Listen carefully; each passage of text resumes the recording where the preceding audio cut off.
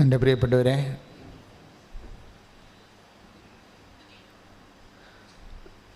നമുക്ക് ഉടമ്പടിയിൽ ഒത്തിരിയേറെ നേർച്ച വസ്തുക്കളുണ്ട്. സഭയുടെ പ്രാർത്ഥനകളിൽ ഏറ്റവും കൂടുതൽ നേർച്ച വസ്തുക്കൾ ഉള്ളത് ഉടമ്പടിയിലാണ്. അത് നമ്മളുടെ പ്രത്യേക കണ്ടുപിടുത്തമല്ല. ഉടമ്പടി എന്നുള്ള കോൺസെപ്റ്റ് ദൈവം വെളിപ്പെടുത്തിയ കാലം മുതലേ ഈ നേർച്ച വസ്തുക്കൾ അതിൻ്റെ കൂടെയുള്ളതാണ്, എണ്ണയും ഉപ്പും ഒക്കെ. പക്ഷേ പ്രയോഗത്തിലാണ് കുഴപ്പം വരണത്.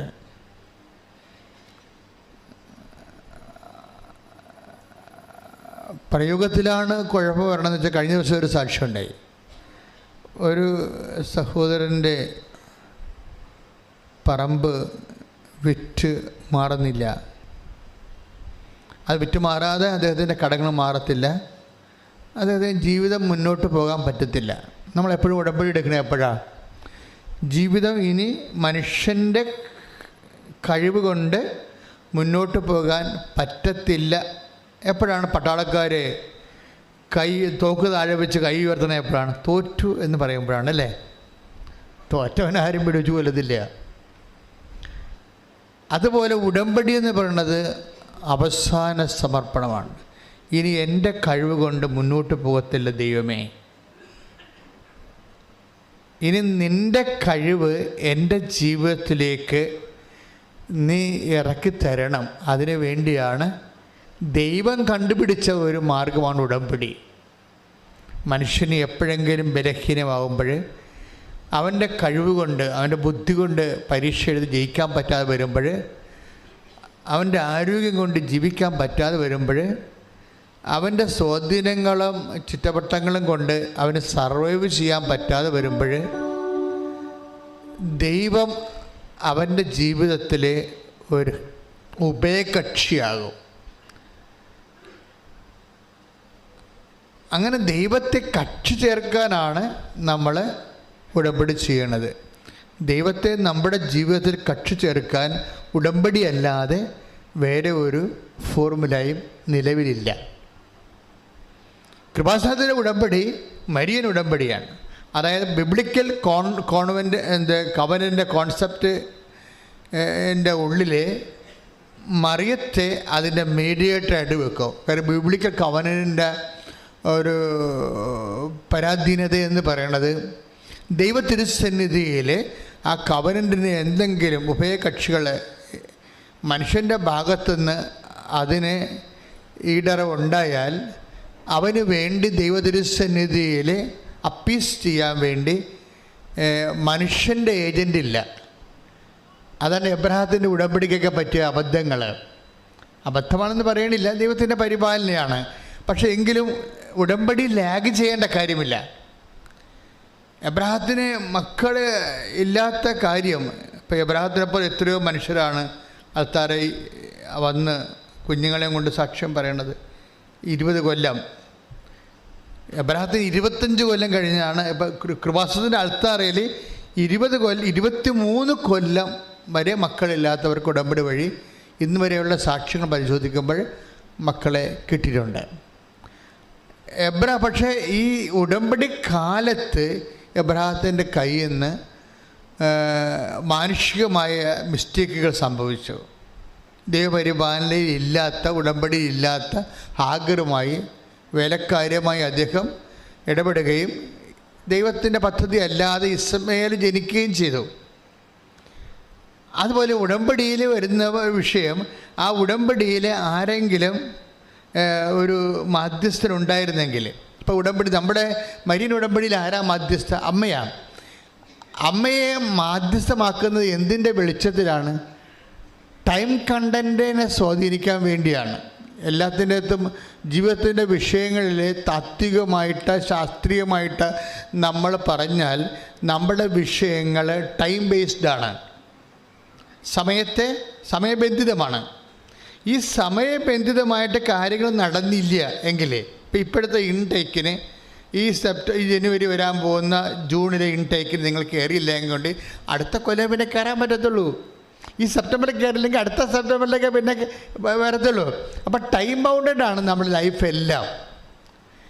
ഇനി നിങ്ങളുടെ ഈ സമയത്ത് നിങ്ങൾക്ക് പരീക്ഷ ജയിക്കാൻ പറ്റുന്നില്ലെങ്കിൽ, ഇപ്പോൾ കഴിഞ്ഞ ദിവസങ്ങളിൽ 2-3 കുഞ്ഞുങ്ങൾ എന്നോട് സങ്കടപ്പെട്ട് പറഞ്ഞാണ്, ഇന്നലെ പറഞ്ഞതാണ്. എന്താ പ്രശ്നം വെച്ചാൽ അവർ പ്രാർത്ഥിച്ച് കഴിഞ്ഞിട്ടും അവർക്കൊരു സമാധാനം ഇല്ല. എന്താ പറയണത്? അച്ഛാ ദൈവം മാത്രമേ ഉള്ളൂ കേട്ടാ. കാര്യം വെച്ച് കഴിഞ്ഞാൽ സിലബസ് മാറിപ്പോയിരിക്കുകയാണ്. പരീക്ഷ മാറിയ സിലബസിലാണ് എഴുതാൻ പോണത്. സങ്കടമാണ് ഭയങ്കര. കാര്യം അവർ 4 പ്രാവശ്യം എഴുതി തോറ്റു. 5ാമത്തെ പ്രാവശ്യം എഴുതാൻ ചെന്നപ്പോൾ സിലബസ് മാറിപ്പോയി. ഇനി എന്താ? സിലബസ് മാറിയുള്ള അവസ്ഥ എന്താണ്? എടാ, ഇവരുടെ തന്നെ സിലബസിൽ അവർ ജയിച്ചില്ല. പിന്നെ എന്താ? ഇനി ഇവർ പഠിക്കാത്ത സിലബസ് എഴുതാൻ പോവുകയാണ്. അപ്പം അവർക്ക് മെറിറ്റില്ല. ഭൂമിയിൽ നമുക്ക് നഷ്ടപ്പെടുന്ന, നമുക്ക് ഈ ഭൂമിയിൽ നമ്മുടെ ഭൂമി എന്ന് പറയുമ്പോൾ ഈ ഭൂഗോളം മുഴുവനല്ല, നമ്മുടെ ഭൂമി, നമ്മുടെ ജീവിതവും അതിൻ്റെ പരിസരവും, അതാണ് നമ്മുടെ ഭൂമി എന്ന് പറയുന്നത്. നമ്മുടെ ജീവിതവും നമ്മുടെ പരിസരവും, അതിനാണ് നമ്മുടെ ഭൂമി എന്ന് പറയുന്നത്. ഇതിന് ബൈബിൾ പറയണ മെറിറ്റ് എന്നാണ് പറയണത്, യോഗ്യത. ഈ നമ്മുടെ ഭൂമി, അവിടെ നമ്മുടെ ജീവിതം സർവൈവ് ചെയ്യാൻ ആവശ്യമായ യോഗ്യതകളെ ആണ് മെറിറ്റ് എന്ന് പറയുന്നത്, യോഗ്യത. ഈ യോഗ്യത എപ്പോഴും, ഇപ്പം കഴിഞ്ഞ ദിവസം ഇന്നലെ ഒരു സിസ്റ്ററിൻ്റെ സാക്ഷ്യം ഉണ്ടായി. സിസ്റ്ററിൻ്റെ ഭൂമി എപ്പോഴും ഇങ്ങനെ ഇളകിക്കൊണ്ടേയിരിക്കും, ഉരുണ്ടുകൊണ്ടേയിരിക്കും, കുലുങ്ങിക്കൊണ്ടേയിരിക്കും. ഭൂമി കുലുങ്ങിയുള്ള അവസ്ഥ എന്താ? നമ്മൾ വീണ് പോകും. കെട്ടിടങ്ങളൊക്കെ വീണ് കണ്ടില്ലേ? ഭൂമി കുലുങ്ങുമ്പോൾ കെട്ടിടങ്ങൾ, മരങ്ങളൊക്കെ വീഴും, കെട്ടിടങ്ങൾ വീഴും, ചിലത് നേരെ താഴേക്ക് പോകും ഭൂമി. അപ്പം ഈ ഭൂമിക്കുള്ള കുഴപ്പം ഇതിങ്ങനെ കുലുങ്ങിക്കൊണ്ടിരിക്കും. ഞാൻ ഭൂമിയെ കുലുക്കും, അങ്ങനെ വചനമുണ്ട്. Take the word of God. സ്തുതിക്കട്ടെ. ഹല്ലേലൂയ. യേശുവേ നന്ദി. ഹല്ലേലൂയ, ഹല്ലേലൂയ, ഹല്ലേലൂയ. യേശുവേ സ്തുതി. ഹല്ലേലൂയ, ഹല്ലേലൂയ, ഹല്ലേലൂയ. യേശുവേ നന്ദി. ഹല്ലേലൂയ. ശുദ്ധ പരമദിവ്യകാരുണ്യത്തിന് ആരാധനയും സ്തുതിയും പുകഴ്ചയും ഉണ്ടാകട്ടെ. ഹഗ്ഗായി 2:6-7 തിരുവചനങ്ങൾ. ഹഗ്ഗായി പ്രവാചകന്റെ പുസ്തകം 2-ാം അധ്യായം 6-ാം വാക്യം. സൈന്യങ്ങളുടെ കർത്താവ് അരുൾ ചെയ്യുന്നു, അല്പസമയത്തിനുള്ളിൽ വീണ്ടും ഞാൻ ആകാശവും ഭൂമിയും കടലും കരയും ഇളക്കും. ഞാൻ എല്ലാ ജനതകളെയും കുലുക്കും. അങ്ങനെ എല്ലാ ജനതകളുടെയും അമൂല്യനിധികൾ ഇങ്ങോട്ട് വരും. ഈ ആലയം ഞാൻ മഹത്വപൂർണമാക്കും. സൈന്യങ്ങളുടെ കർത്താവ് അരുൾ ചെയ്യും. ഭൂമി കുലുങ്ങുക 2 തരത്തിലാണ്. ഒന്ന് ദൈവം കുലുക്കും, പിന്നെ നമ്മൾ തന്നെ കൈയിരിപ്പ് കൊണ്ട് കുലുക്കും. നമ്മുടെ കൈയിരിപ്പ് കൊണ്ട് തന്നെ കുലുങ്ങും. നമ്മൾ പഠിക്കണ കാലത്ത് നമ്മൾ ഉഴപ്പുകയാണെങ്കിൽ തീർച്ചയായിട്ടും പരീക്ഷ കുളമാകും, അല്ലേ? വെള്ളം അടിച്ച് നോൻപിന് പോലും വെള്ളം അടിക്കുന്ന പാർട്ടിയുണ്ട്. അപ്പോൾ കുറച്ച് കഴിയുമ്പോൾ കുടലും പോവും, കരലും പോവും. നമ്മൾ തന്നെ കുലുക്കും. ഇനി ദൈവം നമ്മളെ വിശ്വാസത്തിലേക്ക് വരാൻ വേണ്ടി, ദൈവത്തിൻ്റെ അവകാശമാക്കാൻ വേണ്ടി, ഭൂമി എന്നുള്ള വലിയ അവകാശത്തെ കെട്ടിപ്പിടിച്ച് കിടക്കുന്ന ഒരു മനുഷ്യനും ഒരിക്കലും ദൈവത്തെ കണ്ടെത്തത്തില്ല. അവൻ്റെ കഴിവ്, അവൻ്റെ ആരോഗ്യം, അവൻ്റെ ബുദ്ധി, അവൻ്റെ കോൺഫിഡൻസ്, അർപ്പിത് എന്നും പറഞ്ഞ് ഇന്നലെ ഒരു മോൻ സാക്ഷ്യം പറഞ്ഞു തോമ്പടിയിൽ നിന്ന്. ആ പറഞ്ഞ് എനിക്ക് ഓവർ കോൺഫിഡൻസാണ്. ജനിച്ച കാലം മുതൽ എൻ്റെ അവസ്ഥ അതാണ്. ജനിച്ച കാലം മുതൽ എനിക്ക് ഓവർ കോൺഫിഡൻസാണ്. കാര്യം നല്ല മാതാപിതാക്കന്മാരിൽ നിന്നും, പിന്നെ കുഞ്ഞുങ്ങളെ ശാസിക്കാതെ വളർത്തിയാലും, കുഞ്ഞുങ്ങളെ ചെയ്യുന്നതെല്ലാം ഗുഡ് എന്ന് പറഞ്ഞ് നമ്മൾ പോസിറ്റീവ് എനർജി കൊടുത്ത് വളർത്തിയാൽ പിള്ളേർക്ക് ഓവർ കോൺഫിഡൻസ് ഉണ്ടാകും. അവർക്ക് എന്തും ചെയ്യാൻ പറ്റും, എല്ലാം അവിടെ കൈപ്പിടിയിലാണെന്നുള്ള ബോധ്യം വരും. അവർ ദൈവത്തിൽ ആശ്രയിക്കത്തില്ല. ദൈവത്തിൽ ആശ്രയിക്കണമെങ്കിൽ ഞങ്ങളെപ്പോലൊക്കെ അടികൊണ്ടും അപ്പനെന്ന് കേട്ടാൽ പേടിച്ചൊക്കെ ജീവിക്കുന്ന ആൾക്കാരാണ്. കുഞ്ഞുനാളിലെ പ്രാർത്ഥിച്ച് ദൈവത്തിൽ ആശ്രയിക്കാതെ ജീവിക്കാൻ പറ്റാത്ത അവസ്ഥ ദൈവം എനിക്ക് ഉണ്ടാക്കി തന്നു. എൻ്റെ ഭൂമി കുഞ്ഞുനാളിൽ ദൈവം ഒത്തിരി പ്രാവശ്യം കുലുക്കിയിട്ടുണ്ട്. അന്നെല്ലാം ഞാൻ പരിശുദ്ധ അമ്മയെ കയറി പിടിക്കും, അല്ലെങ്കിൽ ഈശോനെ കയറി പിടിക്കും. അങ്ങനെ പിടിച്ച് ഇവിടം വരെ എത്തിയത്. എപ്പോഴും നമുക്ക് പിടിക്കാൻ നമുക്ക് ആരുടെ ആവശ്യമില്ല. സ്വത്തുണ്ട്, ആരോഗ്യമുണ്ട്, ധനമുണ്ട്, സ്വാധീനമുണ്ട്, എല്ലാം സെറ്റപ്പ് ഉണ്ടെന്ന് പറഞ്ഞിട്ട് കാര്യം. ഇതെല്ലാം ഒരു ട്രാജഡിയാണ്. നിൻ്റെ സെറ്റപ്പുകളാണ് ദൈവം കുലുക്കണത്. അതാണ് ഞാൻ ആകാശത്തെ കുലുക്കും, ഭൂമിയെ കുലുക്കും. കാര്യം ഈ ഭൂമി വെച്ചല്ലേ ഭൂമിയെ കുലുക്കാൻ പറ്റത്തുള്ളൂ. കുലുക്കില്ല എന്നുള്ള പ്രശ്നം. ഒരു കാലത്ത് നിന്ന് ദൈവത്തെ അറിയാൻ പറ്റുന്നില്ല. അർപ്പിതിൻ്റെ പ്രശ്നം എന്താണ്? അർപ്പിതിങ്ങനെ വളരെ പോസിറ്റീവ് സ്ട്രോക്ക് കിട്ടി പോകുകയാണ്. അപ്പോൾ അർപ്പിതിൻ്റെ ഒരു പ്രാവശ്യം 100 ആപ്ലിക്കേഷൻ വിട്ടു കമ്പനിയിലേക്ക്. അവൻ്റെ ജോലി ആദ്യമേ പോകും. അർപ്പിതിൻ്റെ ജോലി ആദ്യമേ പോകും. 10-22 വയസ്സുള്ളപ്പോൾ തന്നെ ജോലി കിട്ടി. ആ ജോലിക്ക് നല്ല ശമ്പളം ഉണ്ടായിരുന്നു. ഒരു സുപ്രഭാതത്തെ ജോലി പോയി. ഭൂമിയെ കുലുക്കി, അവൻ്റെ ആകാശം കുലുങ്ങി, അവൻ്റെ കടൽ ഇളകി. അപ്പോൾ എന്താ സംഭവിച്ചെന്ന് വെച്ച് കഴിഞ്ഞാൽ, അങ്ങനെ കടലിളകുമ്പോൾ അവൻ്റെ ഭൂമി കുലുങ്ങുമ്പോൾ അവനോട് അവൻ്റെ ഒരു ഫ്രണ്ട് പറയും, ഉടമ്പടി എടുത്താൽ മതിയെന്ന് പറയും. അപ്പോൾ അവൻ പറയും, നോ, എനിക്കുള്ള കോൺസെപ്റ്റ് വ്യത്യാസമുണ്ടെന്ന് പറയും. ഞാൻ ഉടമ്പടി, എൻ്റെ കോൺസെപ്റ്റ് എന്താണ്, നമ്മളിങ്ങനെ ഒരെണ്ണം ഇങ്ങനെ എഴുതി ഇട്ട് ഒരു പെട്ടിക്കൊണ്ട് ഇട്ട് എങ്ങനെയാണ് ദൈവം വർക്ക്? ദൈവം ഒരു പവറല്ലേ? ദൈവം ഒരു പവറാകുമ്പോൾ ഈ പവറിനോട് നമ്മൾ എങ്ങനെയാണ് നമ്മൾ പേഴ്സണൽ കാര്യങ്ങൾ പറയണത്? അപ്പോൾ ആളിന് വിശ്വാസമുണ്ട്, കോൺസെപ്റ്റ് വ്യത്യാസമുണ്ട്. ആളിന് വിശ്വാസമുണ്ട്, പക്ഷേ ദൈവത്തെക്കുറിച്ചുള്ള കോൺസെപ്റ്റ്, ദൈവം ഒരു പവറല്ലേ? അപ്പോൾ ഈ പവറിനോട് നമ്മളെങ്ങനെയാണ് പേഴ്സണൽ കാര്യങ്ങൾ പറയണത്?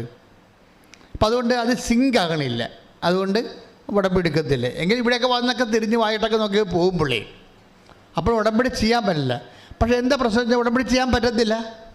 കാര്യം അതായത് നമ്മൾക്ക് ദൈവത്തെക്കുറിച്ച് കൃത്യമായ വെളിപാടുകൾ വേണം. അത് വചനമാണ് നമുക്ക് നൽകണത്. ദൈവം പവർ മാത്രമല്ല, പിന്നെ എന്താണ്, പേഴ്സൺ കൂടിയാണ്. അതാണ് വിഷയം. അതാണ് നമ്മൾ 1 കൊറിന്ത്യൻസ് വായിക്കണത് അല്ലേ? 1:24. Take the word of God. സ്തുതിക്കട്ടെ. ഹല്ലേലൂയ. നന്ദി. ഹല്ലേലൂയ, ഹല്ലേലൂയ, ഹല്ലേലൂയ. യേശുവേ സ്തുതി. ഹല്ലേലൂയ, ഹല്ലേലൂയ. 1 കൊരിന്തോസ് 1:24. 1 കൊരിന്തോസ് 1:24. വിളിക്കപ്പെട്ടവർക്ക്, ഒന്ന് പറഞ്ഞേ, വിളിക്കപ്പെട്ടവർക്ക് യഹൂദരോ ഗ്രീക്കുകാരോ ആകട്ടെ, എനിബടി അതാണ് ആരായാലും, ക്രിസ്തു ദൈവത്തിന്റെ ശക്തിയും ദൈവത്തിന്റെ ജ്ഞാനവുമാണ്. അപ്പൊ ക്രിസ്തു ഒരേ സമയം തന്നെ പവർ മാത്രമല്ല, ദൈവത്തിന്റെ ശക്തി മാത്രമല്ല, പിന്നെ എന്താണ്, ദൈവത്തിന്റെ ജ്ഞാനമാണ്, അറിവാണ്, കോൺഷ്യസ് ആണ്, പേഴ്സൺ ആണ്. അപ്പോൾ ഒരേ സമയം തന്നെ ക്രിസ്തു നമ്മൾ എങ്ങനെയാണ് ഈ പവറിനോടല്ല ഇൻട്രാക്ട് ചെയ്യണത്, ഒരു ജ്ഞാനം, നമ്മുടെ അവസ്ഥകൾ എല്ലാം അറിയുന്ന ഒരാളിനോടാണ് നമ്മൾ നമ്മുടെ സങ്കടങ്ങൾ പറയണത്. അതാണ് ദൈവത്തിൻ്റെ ജ്ഞാനം, ദൈവത്തിൻ്റെ. അപ്പോൾ ഒരേ സമയം തന്നെ ക്രിസ്തു ഒരു പേഴ്സണുമാണ്, ഒരു വ്യക്തിയുമാണ്, ഒരു ശക്തിയുമാണ്. ഇനി എന്താ നമ്മുടെ ജീവിതത്തിൽ സംഭവിക്കുന്നത്? ഈ യേശുവിൻ്റെ 2 ഫാക്കൽറ്റികളും ഒരുപോലെ നമ്മളിലേക്ക് വർക്കൗട്ട് ചെയ്താൽ മാത്രമേ നമ്മളുടെ ഈ ഭൂമി കുലുങ്ങുമ്പോൾ നമുക്ക് പിടിച്ചു നിൽക്കാനും കരകയറാനും പറ്റത്തുള്ളൂ. പക്ഷെ ഒരിക്കലും അർപ്പിത് വന്ന് അമ്മയുടെ നിർബന്ധം കൊണ്ട് വന്ന് ഉടമ്പടി എടുത്ത് കഴിഞ്ഞിട്ട് പിന്നെ ഇവൻ്റെ ലൈഫിൽ ഇവനത് കുറച്ചൊക്കെ ചെയ്യും, കുറച്ച് ചെയ്യത്തില്ല. അപ്പോൾ അതിൻ്റെ ലാഗിങ് ഉടമ്പടിയിലുണ്ടാകും. പിന്നെ ഉടമ്പടി പുതുക്കാൻ വരുമ്പോൾ പെട്ടെന്ന് ഉടമ്പടി പുതുക്കി 5 മിനിറ്റ് കഴിയുമ്പോൾ തന്നെ ഇവന് ജോലി കിട്ടും, നല്ല ശമ്പളത്തിൽ ജോലി കിട്ടും. ഉടമ്പടി പുതുക്കി 5 മിനിറ്റ് കഴിയുമ്പോൾ തന്നെ ജോലി കിട്ടും. ശരിക്കും പറഞ്ഞാൽ ഞാനാണ് ദൈവമെങ്കിൽ കൊടുക്കത്തില്ല. എന്താ കാര്യം? ഇവൻ ഉടമ്പടി ഉഴപ്പിയിട്ടുണ്ട്. അപ്പോൾ ദൈവം വളരെ കരുണയുള്ള ആളാണ്. നമ്മുടെ കയ്യിൽ നിന്ന് മിസ്റ്റേക്ക് ഉണ്ടായാലും വളരെ, അതുകൊണ്ടാണ് നമ്മൾ ദൈവം എന്ന് പറയണത്. അല്ലെങ്കിൽ പിന്നെ മനുഷ്യൻ എന്നാൽ ജോസഫ് ചേർന്ന് പറഞ്ഞാൽ മതിയല്ല.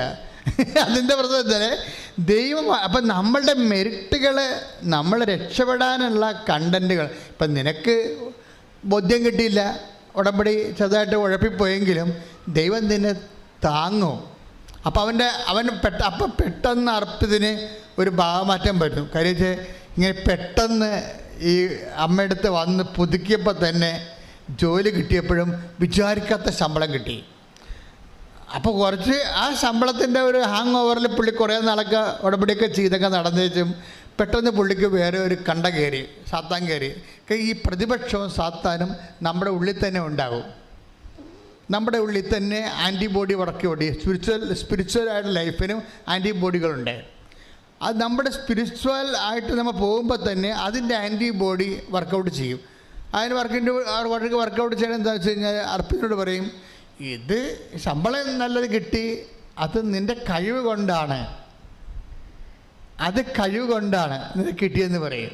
അർപ്പിത് ഉടമ്പടി പുതുക്കി ഉടമ്പടി അർപ്പിന് എപ്പോഴും ഒരു മെൻറ്ററുണ്ട്. ഉടമ്പടിയുടെ ഏറ്റവും ഇന്നുവരെ ഞാൻ കണ്ടിട്ടുള്ളത് ഉടമ്പടി ഏറ്റവും വലിയ മെൻറ്റർമാർ അമ്മമാരാണ്. അമ്മമാരുടെ ചില വിഷയങ്ങളെക്കുറിച്ച് എനിക്ക് വ്യക്തിപരമായ അവരുടെ ആധ്യാത്മികയെക്കുറിച്ച് അഭിപ്രായ വ്യത്യാസം ഉണ്ടെങ്കിലും ഫെയ്ത്ത് പ്രൊമോട്ടേഴ്സ് എന്ന രീതിയിൽ അമ്മമാർക്ക് 60% കൂടി മാർക്കാണ് അപ്പന്മാരെക്കാൾ ഉപരി. അപ്പോൾ അമ്മ മരിച്ചു എന്ന് പറഞ്ഞാൽ വിശ്വസിക്കാനുള്ള സാഹചര്യം മരിച്ചു എന്നതിൻ്റെ അർത്ഥം. ഒരു കുടുംബത്തിൽ അമ്മ മരിച്ചു എന്ന് പറഞ്ഞാലേ, ഇപ്പോൾ അമ്മമാർ ഗൾഫിൽ പോകണം, അമേരിക്കയിൽ പോകണം, കാനഡയിൽ പോകണം എന്നൊക്കെ പറഞ്ഞില്ലേ, അതായത് വിശ്വാസത്തിൽ അവർ ഒരു ഡീപ്പോർട്ട് ചെയ്ത് പോവുകയാണ്. ഇങ്ങനെ നമ്മുടെ അമ്മ നമ്മുടെ കൂടെ ഉണ്ടെന്നുണ്ടെങ്കിൽ എപ്പോഴും നമ്മൾക്ക് ഇങ്ങനെ ഓരോരോ കാര്യങ്ങൾ സംഭവിക്കുമ്പോൾ അമ്മയാണ് നമ്മൾ പറയണത്. അങ്ങനെയല്ല മോനെ, വെയിറ്റ് ചെയ്യും. അമ്മ പറയുമ്പോൾ നമുക്ക് കുറച്ചുകൂടി ഇഷ്ടപ്പെടും. എന്താ കാര്യം? നമ്മുടെ ആ ജന്മം ഉണ്ടായ കാലം മുതൽ നമ്മൾ കണ്ണ് തുറന്ന് ഇവരാണ് നമ്മുടെ അമ്മയെന്ന് കണ്ട കാലം മുതൽ നമ്മുടെ നന്മയല്ലാതെ ഒന്നും അവർ ഉദ്ദേശിച്ചിട്ടില്ല. അത് നമുക്കറിയാം. അതുകൊണ്ട് നമുക്ക് അമ്മയെ നല്ല വിശ്വാസമാണ്. അവർ നമ്മൾ കണ്ണ് തുറന്ന് കണ്ടത് മുതൽ ഇവരാണ് നമ്മുടെ അമ്മയെന്ന് നമ്മൾ മനസ്സിലാക്കിയ മുതൽ ആ ജന്മം ഇന്ന് വരെ നമ്മുടെ നന്മയല്ലാതെ ഒന്നും അവർ ഉദ്ദേശിച്ചിട്ടില്ല. അതിനു വേണ്ടി എന്ത് അറ്റം വരെ പോകാൻ അവർ തയ്യാറാണ്. അത്രയും അർപ്പിതയാണ് അവരെ. അതുകൊണ്ട് തന്നെ അമ്മമാർ, നിങ്ങൾക്കുള്ള ഡ്യൂട്ടി നിങ്ങൾ മക്കളെ വിശ്വാസത്തെ നിലനിർത്തുക ആണെങ്കിൽ നിങ്ങളുടെ ജന്മം സാഫല്യമായി. പക്ഷെ ചില അമ്മമാരോട് എന്താണ് അത്ര യോജിപ്പ് കുറവെന്ന് ചോദിച്ചു കഴിഞ്ഞാൽ വിശ്വാസത്തിൽ മക്കൾ അകറ്റിക്കളയണേലും ഇവർ തന്നെയാണ് വിലത്തരം കാണിക്കണത്. അതാണ് വിഷയം. വിശ്വാസത്തിൽ നിന്ന് മക്കൾ ഭാര്യ വഴക്കിട്ട് പോയി, അപ്പോൾ ഉടനെ ഭർത്താവ് എന്ത് ചെയ്യും, അല്ലെങ്കിൽ മകൻ എന്ത് ചെയ്യും? അമ്മയോട് പറയും, അമ്മ അവൾ പോയി. അപ്പോൾ അമ്മ എന്ത് പറയും? അവൾ പോണേ പോട്ടറ, ഞങ്ങൾക്ക് വേറെ പെണ്ണെ കിട്ടുമെന്ന് പറയും. ഉടനെ ഈ പിശാച്ച് ഉടനെ അത് പറയും. അമ്മ പെട്ടെന്ന് പിശാച്ചായിട്ട് മാറും. മകനോടുള്ള താല്പര്യം കൊണ്ട് ദൈവത്തെ മറന്ന് അവർ നമുക്ക് ഡയലോഗ് പറഞ്ഞു തരും. അവൾ പോണേ പോട്ടറ, നമുക്ക് വേറെ പെണ്ണെ കിട്ടുമെന്ന് പറയും. അപ്പോഴമ്മ പറഞ്ഞില്ലേ, പിന്നെ നമുക്ക് എന്താ, അവൾ പോണേ പോട്ടെ. അപ്പോൾ പല കുടുംബങ്ങളും നശിപ്പിച്ചതിൽ അമ്മമാർ കൃത്യമായ പങ്കുണ്ട് അമ്മമാർക്ക്. അപ്പോൾ എപ്പോഴും നമ്മൾ ശ്രദ്ധിക്കേണ്ട ഇതാണ്, നിങ്ങൾ ദൈവത്തെ മറന്ന് മകനാണ് മകളാണ് എന്നൊക്കെ പറഞ്ഞിട്ടും കാര്യമില്ല, അമ്മയാണെന്നൊരു കാര്യമില്ല. നിങ്ങൾക്കൊന്നും ദൈവത്തെ മറന്ന് സംസാരിക്കാനുള്ള അവകാശമില്ല. ഇങ്ങനെയൊക്കെ സംസാരിച്ചാൽ ഉടമ്പടി ഓട്ടോമാറ്റിക് ബ്രേക്കിംഗ് സംഭവിക്കും. ദൈവവും നമ്മളും തമ്മിലുള്ള ഒരു ലിങ്ക്, കറണ്ട് പോകണമെന്ന പോലെ പറഞ്ഞ പോലെ ഈ ഒരു ഉടമ്പടിയിലാണ് നമ്മുടെ ജീവിതം നിൽക്കുക. ഇപ്പം നിങ്ങൾ കൃപാസനത്തിൽ വന്ന് ഉടമ്പടി എടുത്തില്ലെങ്കിലും നിങ്ങളുള്ള ഒരു അനോണിമസ് ഉടമ്പടി നിൽക്കുകയാണ്. ഒരു അൺനോൺ ഉടമ്പടിയിലാണ് നമ്മൾ നിൽക്കുന്നത് ദൈവമായിട്ട്. അൺനോൺ ഉടമ്പടിയെ നമ്മൾ പ്രഖ്യാപിതമായിട്ട് ഇവിടെ പ്രയോഗിക്കുക മാത്രമാണ് കൃപാസനത്തിൽ ചെയ്യണത്. അൺനോണായിട്ട് ഒരു ദൈവമായിട്ട് നമുക്കൊരു ഉടമ്പടി ഉണ്ട്. പക്ഷേ അത് ബ്രേക്കായി പോയി ചില ആൾക്കാർക്ക്. ദൈവത്തിനേക്കാൾ വലിയ പ്രാധാന്യം മക്കൾക്കോ ജോലിക്കോ വീടിനോ വിവാഹത്തിനോ പ്രണയത്തിനോ ഒക്കെ കൊടുത്തു കഴിയുമ്പോൾ ടക്കെന്ന് ഉടമ്പടി കണ്ടിച്ചു പോകും. എപ്പോഴും നമ്മൾ സംഭവിക്കും ഉടമ്പടി എപ്പോഴാണ് ഈ നമ്മൾ ദൈവമായിട്ടുള്ള എന്തുകൊണ്ടാണ് നിങ്ങൾക്ക് തകർച്ച സംഭവിക്കണത്? അതിൻ്റെ സംബന്ധിച്ച് ഈ അൺനോൺ ഉടമ്പടി, അപ്രഖ്യാപിതമായിട്ടുള്ള അനോണിമസ് ആയിട്ടുള്ളൊരു ഉടമ്പടിയുണ്ട്, അജ്ഞാതമായ ഉടമ്പടി. പെട്ടെന്ന് അത് പ്രകടമല്ലാത്തൊരു ഉടമ്പടിയുണ്ട്. ഈ പ്രകടമല്ലാത്ത ഉടമ്പടി നിങ്ങൾ ദൈവത്തിനേക്കാൾ പ്രാധാന്യം ആർക്ക് കൊടുക്കുന്നുവോ, വ്യക്തിക്ക് കൊടുക്കാം, സൗന്ദര്യത്തിന് കൊടുക്കാം.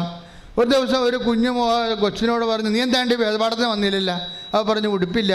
ഉടുപ്പ് അവർക്കുണ്ടെന്ന് എനിക്കറിയാം.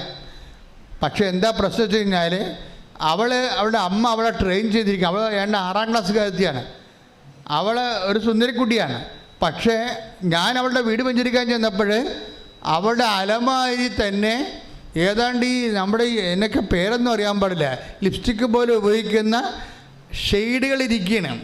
ഷെയ്ഡുകൾ എത്രയോ ഷെയ്ഡുണ്ട്? ഒരു 10-24 ഷെയ്ഡുണ്ട്. അവരുടെ അമ്മ ബ്യൂട്ടീഷ്യൻ കോഴ്സ് നടത്തുകയൊന്നുമല്ല, അവർ സാധാരണ ഒരു ഹൗസ് വൈഫാണ്. പക്ഷേ കുഞ്ഞിൻ്റെ ഉടുപ്പിന് പറ്റുന്ന രീതിയിലുള്ള ഷെയ്ഡുകൾ ഉണ്ടാക്കി വെച്ചിരിക്കുകയാണ്. ഒരു ദിവസം ഉടുപ്പിന് പറ്റിയ ഷെയ്ഡില്ല, വേദപാഠത്തിൽ പോണില്ല. അതാണ് സംഭവം. ഉടുപ്പിന് പറ്റിയ ഷെയ്ഡ് ചുണ്ടത്തേക്കാൻ ഇല്ലാന്ന് കാരണം കുഞ്ഞ് വേദപാഠത്തിൽ പോയിട്ടില്ല. ഞാനത് കൈയോടെ പിടിച്ചു സാധനത്തിന് രണ്ടിനെ, അമ്മേനെ മകളെ പിടിച്ചു. ഞാൻ അപ്പം നിങ്ങളുടെ ജീവിതം ഇവിടെ വെച്ച് പട്ടി ചാകണം, അവർ ചത്ത് തിരികെയുള്ളൂ. കാര്യം നിങ്ങൾക്ക് എന്താ, നിങ്ങളുടെ ചുണ്ടിനേക്കാളും ഉടുപ്പിനേക്കാളും കുഞ്ഞിനേക്കാളും വലുത്, ദൈവത്തേക്കാൾ വലുത് അതാണ്. അവിടെ വെച്ച് നമ്മൾ ദൈവവുമായിട്ടുള്ള ഉടമ്പടി ബ്രേക്കായിപ്പോയി. ഈ ഉടമ്പടി, നിലവിലിരിക്കുന്ന ഉടമ്പടി അറിയാതെ ബ്രേക്കായി പോകാതിരിക്കാൻ വേണ്ടിയാണ് ആദ്യത്തെ കവനൻ്റ്. എന്താണ്? നിൻ്റെ കർത്താവായ ദൈവം ഞാനാകുന്നു, ഞാൻ അല്ലാതെ മറ്റൊരു ദൈവം നിനക്ക് ഉണ്ടാവരുത്. മറ്റൊരു ദൈവം എന്ന് പറഞ്ഞാൽ എന്താണ്? സൗന്ദര്യമാകാം, ആരോഗ്യമാകാം, സമ്പത്താകാം, ചിലപ്പോൾ കമ്പനിയാകാം, ചിലപ്പോൾ ജോലിയാകാം, ചിലപ്പോൾ ലൈനടിച്ച് കെട്ടാൻ പോണ ഭർത്താവാകാം, ഭാര്യയാകാം, കാമുകനാകാം. ദൈവത്തെക്കാൾ പ്രാധാന്യം സ്വത്തിനോ എന്തിന് വന്നാൽ അപ്പോൾ ഈ നിലവിലുള്ള ഉടമ്പടി ബ്രേക്കാവും. നിലവിലുള്ള ഉടമ്പടി ബ്രേക്കായാൽ നമ്മൾ എത്ര തലകുത്തി മറിഞ്ഞാലും പിന്നെ ഗതി പിടിക്കത്തില്ല. എന്താ കാര്യം? ഈ ലോകത്ത് ഒരു കാര്യവും സ്വന്തം കഴിവിൽ വർക്കൗട്ട് ചെയ്യത്തില്ല. നമ്മുടെ ഭൂമി എപ്പോഴും ഇളകിയിരിക്കും, നമ്മുടെ ആകാശം ഇളകിയിരിക്കും, നമ്മുടെ കടൽ ഇളകിയിരിക്കും, അനിശ്ചിതമായിട്ട് ഇളകിയിരിക്കും. അപ്പോഴേ ഇളകുമെന്നുള്ള ഇന്നല്ലെങ്കിൽ നാളെ എൻ്റെ ഭൂമി ഇളകും. ഇപ്പം നിങ്ങളോട് ഞാൻ പറഞ്ഞു, എനിക്ക് 2-3 ഡിസീസ് ഉണ്ട്. ഇപ്പം ഇന്നലെ ഒരു സിസ്റ്റർ ഇവിടെ സാക്ഷ്യം പറഞ്ഞു. എന്താ അസുഖം വെച്ച് കഴിഞ്ഞാൽ അവരുടെ കോശം തന്നെ അവിടെ പതിരയിലെ കോശത്തെ വിഴുങ്ങുന്ന ആൻറ്റിബോഡി ഡെവലപ്പ് ചെയ്യും. മസ്തീന ഗ്രേവ്സ് രക്ഷപ്പെടാൻ പാടില്ല. അവസാനം റെസ്പിറേറ്ററി പോകും, അതായത് ശ്വസിക്കാനുള്ള അത് ആ ഒരു സംഭവം വന്ന് പതിരകളുടെ കോശങ്ങളെ വിഴുങ്ങും, പതിരകളുടെ കോശങ്ങളെ ചുരുക്കും, പിന്നെ സംസാരിക്കാൻ പറ്റത്തില്ല. തൈമസ് ഇവിടെ ഇരിക്കുന്ന 2 ഗ്രന്ഥികൾ ഓപ്പറേറ്റ് ചെയ്യാൻ പറയും. ഓപ്പറേറ്റ് ചെയ്യാൻ പറയുമ്പോൾ അവർക്ക് ഭയങ്കര സങ്കടം വരും. അവരുടെ ഭൂമി കുലുങ്ങുകയാണ്, അവിടെ ആകാശം കുലുങ്ങുകയാണ്, അവിടെ കടൽ ഇളകുകയാണ്. എന്താ ഡോക്ടർ പറയണത്? നിങ്ങൾക്ക് ഇനി സംസാരിക്കാൻ പറ്റത്തില്ല. ഓപ്പറേഷൻ കഴിഞ്ഞാൽ ചിലപ്പോൾ കണ്ണും തുറക്കത്തില്ല. ഓപ്പറേഷൻ കഴിഞ്ഞാൽ പിന്നെ നിങ്ങൾ കണ്ണും തുറക്കത്തില്ല, നിങ്ങൾക്ക് സംസാരിക്കാനും പറ്റത്തില്ല. ഇത് ഡോക്ടർ നേരിട്ട് പറയുകയാണ്. പണ്ടത്തെ കാലത്ത് അല്ല, മരിക്കാൻ പോണ രോഗീനോട് നേരെ അങ്ങോട്ട് ഡോക്ടർ പറയും. എന്നുവെച്ചാൽ നിങ്ങൾ ചാകും, അതിന് ഞാൻ ഉത്തരവാദിയല്ലെന്നാണ് പറയുന്നത്. അത് മെഡിക്കൽ ഗ്രൗണ്ടാണത്. പണ്ടിങ്ങനെ ഡോക്ടർമാർ പറയത്തില്ല, സാരമില്ല, ശരിയാവും എന്നേ പറയത്തുള്ളൂ. ഇപ്പോൾ ലക്ഷങ്ങൾ മേടിച്ചാലും അവർ പറയും ശരിയാകത്തില്ലെന്ന് പറയും. അത് നിങ്ങളുടെ ആശുപത്രി ഫീസ്. പക്ഷെ ഇതുകൊണ്ട് ഇത് ശരിയാകാൻ നിർബന്ധമില്ല. അപ്പോൾ മുഖത്ത് നോക്കി പറയും. അപ്പോൾ നമുക്ക് ഉള്ള ഊര് കൂടി പോകും, നമ്മുടെ ഉള്ള ഭൂമി കൂടി ഇളകും, നമ്മുടെ കടലിളകും, നമ്മുടെ ആകാശം ഇളകും. അപ്പോൾ ഇങ്ങനെയെല്ലാം ഇളകിക്കൊണ്ടിരിക്കുമ്പോൾ ഇവരുടെ അമ്മ വന്ന്, ഈ സിസ്റ്ററിൻ്റെ അമ്മ, സിസ്റ്റർ MBBS സ്റ്റുഡൻ്റാണ് സെൻറ്റ് ജോൺ മെഡിക്കൽ കോളേജിൽ. അപ്പോൾ അവരുടെ അവസ്ഥ എന്താ? അവർക്കാണ് സെൻറ്റ് ജോൺ മെഡിക്കൽ കോളേജിൽ അൽഫോൻസ മറിയം എന്നുള്ള സിസ്റ്റർ ഇന്നലെ സാക്ഷ്യം പറഞ്ഞതാണ്. അവരുടെ അസുഖം എന്താണ്? ഇപ്പം തൈമസ് ഓപ്പറേറ്റ് ചെയ്ത് കളയാൻ പോവുകയാണ്. അവർക്ക് തൈമസ് ഓപ്പറേറ്റ് ചെയ്ത് കളയണതിന് ഒപ്പം തിയേറ്ററിൽ വെച്ച് പറയും സംസാരിക്കാൻ പറ്റത്തില്ല, ഇനി ചിലപ്പോൾ അത് കണ്ണും തുറക്കത്തില്ല. പക്ഷെ നമുക്കിതെല്ലാം വേറെ ഓപ്ഷൻ ഇല്ലെന്ന് പറയും, വേറെ ഓപ്ഷൻ ഇല്ല. അപ്പോൾ അവരുടെ അമ്മ പറയും, അമ്മ എന്താ പറയണത്? നമ്മൾ ഉടമ്പടി എടുത്തിട്ടുണ്ട് മകളെ എന്ന് പറയും. ഈ മെഡിക്കൽ സ്റ്റുഡൻറ്റിനോട് അവരെന്താ പറയണത്? അമ്മ എന്താ പറയണത്? നമ്മൾ ഉടമ്പടി എടുത്തിട്ടുണ്ട്, നിൻ്റെ ഊരും എൻ്റെ ആയുസ്സും ഞാൻ ഏൽപ്പിക്കേണ്ട സ്ഥലത്ത് കൃത്യം ഏൽപ്പിച്ചിട്ടുണ്ട്, എൻ്റെ മകൾ പോകുമെന്ന് പറയും. അതാണ് അമ്മ എന്ന് പറയണത്. അതായത് നമ്മുടെ ഒരു ജീവിതമാണ് ഈ സംഭവം.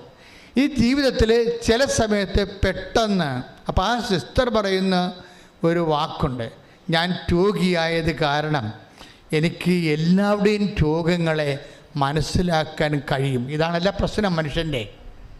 മനുഷ്യൻ കൂടുതൽ സ്വാർത്ഥനായി പോകുന്നതിൻ്റെ കാരണം മറ്റു മനുഷ്യരെ മനസ്സിലാക്കാൻ കഴിയാത്തത് കൊണ്ടാണ്. ഞാൻ രോഗിയായത് കാരണം, ഇപ്പോൾ എന്നെ സംബന്ധിച്ചത് എൻ്റെ അവസ്ഥ എന്താണ്? ഞാൻ ഓരോ ക്യാൻസർ പേഷ്യൻറ്റിനെയും ഓരോ കിഡ്നി പേഷ്യൻറ്റിനെയും അവർ അൾത്താരെ വരുമ്പോൾ അവിടെ തലയെ കൈ വെച്ചിട്ട് കുറേ പ്രാർത്ഥനകളുണ്ട്. മാതാവിൻ്റെ മുഖത്ത് നോക്കി ഞാൻ പ്രാർത്ഥിക്കാം. പക്ഷേ അവരോടൊക്കെ ഞാൻ കാണിക്കുന്ന കാരുണ്യം എന്താണ്? ഞാൻ ബേസിക്കായിട്ട് പേഷ്യൻ്റ് ആയതുകൊണ്ടാണ്. ഞാൻ നല്ല ആരോഗ്യമുള്ള ജിംനേഷ്യനിലൊക്കെ ഉള്ള 16 കട്ടിങ്സുള്ള പാർട്ടിയാണെങ്കിൽ ചുമ്മാ ഇങ്ങനെ മസിൽ കൈ വെച്ചിട്ട് പിടിക്കത്തേ ഉള്ളൂ. കാര്യം അവരുടെ വേദന എനിക്കറിയത്തില്ലല്ലോ. വാട്ട് ദേ ഫീലിംഗ് അവരുടെ ഫീലിംഗ് നമുക്കറിയത്തില്ല. അപ്പോൾ നമ്മൾ മറ്റുള്ളവരുടെ ഫീലിംഗ് അറിയിക്കുമ്പോൾ മാത്രമേ ഒരുത്തിൻ്റെ സ്വാർത്ഥത കുറഞ്ഞു വരത്തുള്ളൂ. അല്ല പ്രാണായാമ പ്രത്യാസ ദിനിദാസ സമാധിയിലൂടെ അത് ഒരു മാനസികമായ ആശയപരമായ രീതിയിലുള്ള നമ്മളുടെ ഒരു എന്താണ് ജഗമിഥ്യ എന്ന് കാണിക്കുന്ന ആശയപരമായ ഒരു ജ്ഞാനമാർഗമാണത്. പക്ഷേ അനുഭവപരമായിട്ട് പ്രായോഗിക മാർഗമെന്ന് പറഞ്ഞാൽ എന്താ? നമുക്ക് തന്നെ ഈ അസുഖം വന്നു കഴിയുമ്പോൾ നമുക്ക് മറ്റുള്ളവരെ മനസ്സിലാകും. അത് പുരോഹിത, നീ തന്നെ ബലഹീന. ശ്രദ്ധിക്കട്ടെ. ഹല്ലേലൂയ, ഹല്ലേലൂയ, ഹല്ലേലൂയ, ഹല്ലേലൂയ, ഹല്ലേലൂയ. യേശുവേ നന്ദി. ഹല്ലേലൂയ, ഹല്ലേലൂയ, ഹല്ലേലൂയ. യേശുവേ സ്തുതി. ഹല്ലേലൂയ, ഹല്ലേലൂയ, ഹല്ലേലൂയ, ഹല്ലേലൂയ. ഹല്ലേലൂയ, ഹല്ലേലൂയ, ഹല്ലേലൂയ. ഹെബ്രായർ 5:2. ഹെബ്രായർ 5:2. അവൻ തന്നെ ബലഹീനനായതുകൊണ്ട് പറഞ്ഞ പുരോഹിത, നീ തന്നെ ബലഹീനനായതുകൊണ്ട് അജ്ഞരോടും വഴിതെറ്റിയവരോടും വേണ്ടത്ര സഹതാപത്തോടെ പെരുമാറാൻ അവന് കഴിയും. അപ്പൊ ഈ വേണ്ടത്ര സഹതാപത്തോടെ പെരുമാറുക ഉടമ്പടിയുടെ ഭാഗമാണത്. നമുക്ക് സഹതാപമൊക്കെ ഉണ്ട്, പക്ഷെ അങ്ങനെയല്ല. ദൈവത്തിൻ്റെ ലെവലുണ്ട്. എന്താണ് വേണ്ടത്ര സഹതാപം? നിങ്ങൾക്ക് ആൾക്കാരുടെ സഹതാപമുണ്ട്. നിങ്ങളുടെ അപ്പനോട്, അമ്മയോട്, നാട്ടുകാർ, നിങ്ങളുടെ ബന്ധുക്കളോടാണ് സഹതാപം ഉള്ളത്. പക്ഷേ നിങ്ങൾക്ക് അറിയാൻ പാടാത്ത ആൾക്കാരോട് നിങ്ങൾക്ക് സഹതാപം ഉണ്ടാ? ഇല്ല. നിങ്ങൾ എന്തെങ്കിലും സംഭവിച്ചാൽ പറയും എല്ലാവർക്കും എല്ലാവരുടെയും തകർച്ച കേൾക്കാൻ ഭയങ്കര സന്തോഷമാണ്. എന്താണ് അവന് അങ്ങനെ തന്നെ വേണം, അവന് ഇത്തിരി ഇടുപ്പ് കൂടുതലാണ്, അവൾക്ക് അങ്ങനെ തന്നെ വേണം. അതാണ് നമ്മുടെ മൈൻഡ് ഇരിക്കണത്. നിങ്ങൾ ഉടമ്പടി ചെയ്യുമ്പോഴും ഒരു മനുഷ്യൻ്റെ തകർച്ച കേൾക്കുമ്പോൾ എന്തുകൊണ്ടാണ് നിങ്ങൾ സന്തോഷിക്കുന്നത്? നിങ്ങൾ ലോകത്തനായതുകൊണ്ടാണ്. ഈ ലോകത്തനായി നിന്നുകൊണ്ട് ഒരിക്കലും ഉടമ്പടിയുടെ ആനുകൂല്യം കൈപ്പറ്റാൻ പാടായിരിക്കും. സ്വാഭാവികമായിട്ടൊരു മനുഷ്യൻ്റെ തോറ്റുപോയെന്ന്, ഒരാൾ പരീക്ഷയ്ക്ക് തോറ്റു, തോറ്റുപോയാവോ, കഷ്ടമായി പോയെന്ന് പറഞ്ഞ് ഉള്ളിൽ സന്തോഷമായിരിക്കും. പിതാജ തോറ്റല്ല, അവൾക്ക് അങ്ങനെ തന്നെ വേണമെന്ന്. ഇതാണ് നമുക്ക് ഡബിൾ മൈൻഡാണ് ശരിക്കും പറഞ്ഞാൽ. ഈ ഡബിൾ വിഷൻ എന്ന് പറഞ്ഞ പോലെ കാപട്യത്തിന് 2 മൈൻഡുണ്ട്. ഒരു മനുഷ്യൻ തോറ്റു, അവൻ്റെ കാലൊടിഞ്ഞു, അവൻ ചില മലയാളികൾ അമേരിക്കയിൽ വണ്ടി ഇടിച്ച് മരിച്ചു. അവിടെ നമ്മൾ പത്രം വായിക്കും, മലയാളി കാനഡയിൽ വണ്ടി ഇടിച്ച് മരിച്ചു. അവൾക്ക് അങ്ങനെ തന്നെ വേണം, നാട്ടിൽ നിൽക്കാൻ പറ്റാഞ്ഞിട്ടല്ലേ കെട്ടിയിട്ട് അങ്ങോട്ട് പോയിരിക്കണം. ഇതാണ് മനസ്സിരിപ്പ്. ഇതാണ്. അപ്പോൾ ഈ നിലവിലിരിക്കുന്ന ഉടമ്പടി ബ്രേക്കാണ്. കാര്യം ഈ ആൾ ഉടമ്പടി എടുക്കാൻ യോഗ്യനല്ല. ഇവർ കേട്ടാൽ ഇവർക്കൊരു ബന്ധവുമില്ല. കാനഡയിൽ മലയാളി വണ്ടി ഇടിച്ച് മരിച്ചു, അവൾക്ക് അങ്ങനെ തന്നെ വേണം. പെരുപ്പ് വന്നിട്ടല്ല അങ്ങോട്ട് ചാടിപ്പോയിരിക്കണം. വരെ കാര്യമുണ്ടായ ഇന്നിട്ട് നാട്ടിൽ നിൽക്കാൻ പാടില്ല ഞാൻ. അപ്പോൾ ആൾ കളിക്കാൻ വേണ്ടി വലിയ വീട് വെക്കാൻ വേണ്ടി പോയിരിക്കുക. അപ്പോൾ ഇങ്ങനെ പുച്ഛം തോന്നും. ഉടനെ ജഡിക മനുഷ്യനെ പുച്ഛം തോന്നും. അതാണ് വേണ്ടത്ര. ടേക്ക് ദ ബെഡ് എടുത്തേ വചനെടുത്തേ. ഹെബ്രായർ 5:2. അവൻ തന്നെ ബലഹീനനായതുകൊണ്ട് പറഞ്ഞേ, അവൻ തന്നെ ബലഹീനനായതുകൊണ്ട് അജ്ഞരോടും വഴിതെറ്റിയവരോടും വേണ്ടത്ര സഹതാപത്തോടെ പെരുമാറാൻ അവന് കഴിയും. ഒന്നുകൂടി പറഞ്ഞ, ഒന്ന് വായിച്ച മോളെ. അവൻ തന്നെ ഒന്ന് പറഞ്ഞ, അവൻ തന്നെ ബലഹീനനായതുകൊണ്ട് അജ്ഞരോടും വഴിതെറ്റിയവരോടും വേണ്ടത്ര സഹതാപത്തോടെ പെരുമാറാൻ അവന് കഴിയും. ഇപ്പൊ ദൈവം മനുഷ്യരെ കാണുന്ന 2 ആത്മബന്ധത്തിന് 2 ഡയമെൻഷനാണ്. ദൈവം ഒന്ന് പറയും ജ്ഞാനമുള്ളവരെന്ന് പറയും, പിന്നെ എന്താണ് അജ്ഞരുണ്ട്, അറിയാൻ പാടില്ലാത്തവർ. ഈ അറിയാൻ പാടില്ലാത്ത വർഗത്തോട് കാണിക്കുന്ന സഹതാപമാണ് ദൈവിക സഹതാപം. അതാണ് വേണ്ടത്ര സഹതാപം എന്ന് പറയുന്നത്. കർത്താവിൻ്റെ നെഞ്ചിൽ കുത്തിയപ്പോഴേ, പിതാവേ അവരോട് ക്ഷമിക്കണമേ. എന്താ കാരണം? അവർ ചെയ്യുന്ന എന്താണെന്ന് അവർക്ക് അറിയില്ല. അത് അജ്ഞരെന്ന് പറയുന്നതാണ്. കർത്താവ് അതായത് ഈ അജ്ഞര് ഭയങ്കര സീരിയസ് ആയിട്ടുള്ള വിഷയമാണ്. നിങ്ങൾക്ക് ആത്മബന്ധമുള്ളവരുണ്ട്, അയൽവാസികളുണ്ട്, അവരോടൊക്കെ നിങ്ങൾ ഓക്കെയാണ്. ആത്മബന്ധമുള്ളവരുണ്ട്, അയൽവാസികളുണ്ട്. പക്ഷെ ദൈവം നിങ്ങൾക്ക് സഹതാപം ഉണ്ടെന്നേ പറയത്തുള്ളൂ, പക്ഷെ വേണ്ടത്ര സഹതാപം ഉണ്ടെന്ന് പറയത്തില്ല. വേണ്ടത്ര സഹതാപം ഉണ്ടെന്ന് പറയണമെങ്കിൽ അജ്ഞരോടുകൂടി നിങ്ങൾക്ക് അതേ സഹതാപം, ആത്മബന്ധമുള്ള ആൾക്കാരോടുള്ള സഹതാപം അജ്ഞനോടുണ്ടാകണം. എന്നുവെച്ചാൽ നിങ്ങളെ അറിയാൻ പാടില്ലാത്തവർ, നിങ്ങൾക്കറിയാൻ പാടില്ലാത്തവർ, പിന്നീട് അവർ അന്യരാണ്. നിങ്ങളെ അറിയാൻ പാടില്ലാത്തവർ, പിന്നെന്താണ് നിങ്ങൾക്ക് അറിയാൻ പാടില്ലാത്തവർ. അവർക്ക് ബൈബിൾ എന്താ പറയണത്? അജ്ഞര്. അജ്ഞരാരാണ്? അന്യരാണ്. അപ്പം അജ്ഞരെന്ന് പറയുന്ന അന്യരോട് വേണ്ടത്ര സഹതാപം തോന്നാൻ എന്ന് കഴിഞ്ഞാൽ നിങ്ങൾ ക്രിസ്തുവിൻ്റെ മനസ്സ് ഉടനെ സ്വീകരിക്കും. ക്രിസ്തുവിൻ്റെ മനസ്സ് സ്വീകരിക്കുകയാണെങ്കിൽ ബൈബിളിൻ്റെ പ്രധാനപ്പെട്ട ഉടമ്പടി ലക്ഷ്യങ്ങളൊന്നാണ് നിങ്ങൾക്ക് യേശുക്രിസ്തുവിൻ്റെ മനസ്സുണ്ടാകണമെന്ന്. ഫിലിപ്പിയർ 2:6 എടുത്ത് ശ്രുതിക്കട്ടെ. ഹല്ലേലൂയ, ഹല്ലേലൂയ, ഹല്ലേലൂയ, ഹല്ലേലൂയ. യേശുവേ നന്ദി. ഹല്ലേലൂയ, ഹല്ലേലൂയ, ഹല്ലേലൂയ. യേശുവേ സ്തുതി, ആരാധന ആരാധന ആരാധന. ഹല്ലേലൂയ ഹല്ലേലൂയ ഹല്ലേലൂയ. ഫിലിപ്പി 2:5 യേശുക്രിസ്തുവിനുണ്ടായിരുന്ന ഈ മനോഭാവം നിങ്ങളിലും ഉണ്ടാകട്ടെ. ദൈവത്തിൻ്റെ രൂപത്തിലായിരുന്നെങ്കിലും അവൻ ദൈവവുമായുള്ള സമാനത നിലനിർത്തേണ്ട ഒരു കാര്യമായി പരിഗണിച്ചില്ല. നിങ്ങൾ എന്ത് രൂപത്തിലായാലും ആ രൂപത്തിൽ തന്നെ കടിച്ചു തൂങ്ങി കിടക്കരുതെന്ന് പറയണത് മനസ്സിലായില്ലേ? ഇതാ ക്രിസ്തുവിൻ്റെ മനോഭാവം. നിങ്ങൾ എന്ത് രൂപം, ഇപ്പം നിങ്ങൾ MSc BEd ആണ്, നിങ്ങളുടെ രൂപത്തിലാണ്. ഈ രൂപത്തിൽ ഞാൻ MSc BEd ആണെന്ന് പറഞ്ഞ് തലയിൽ കയറി വയ്ക്കുകയാണ്. മനസ്സിലായോ? നിങ്ങൾ IAS ആണ്, അല്ലെങ്കിൽ നീ IAM ആണ്, നിങ്ങളൊരു രൂപത്തിലാണ്. ഈ രൂപത്തിനോടുള്ള കടിച്ചു തൂക്കി കിടക്കുന്നതാണ് ശരിക്കും പറഞ്ഞ അറ്റാച്ച്മെൻ്റ് എന്ന് പറയണത്. അതാണ് ഫിലിപ്പി 2:5 യേശുക്രിസ്തുവിനുണ്ടായിരുന്ന ഈ മനോഭാവം ഈ മനോഭാവം നിങ്ങളിലും ഉണ്ടാകട്ടെ. നമ്മളിൽ ഉണ്ടാകേണ്ട മനോഭാവം എന്താണ്? യേശുക്രിസ്തുവിൻ്റെ മനോഭാവമാണ്. യേശുക്രിസ്തുവിൻ്റെ മനോഭാവം എന്താണ്? പറ.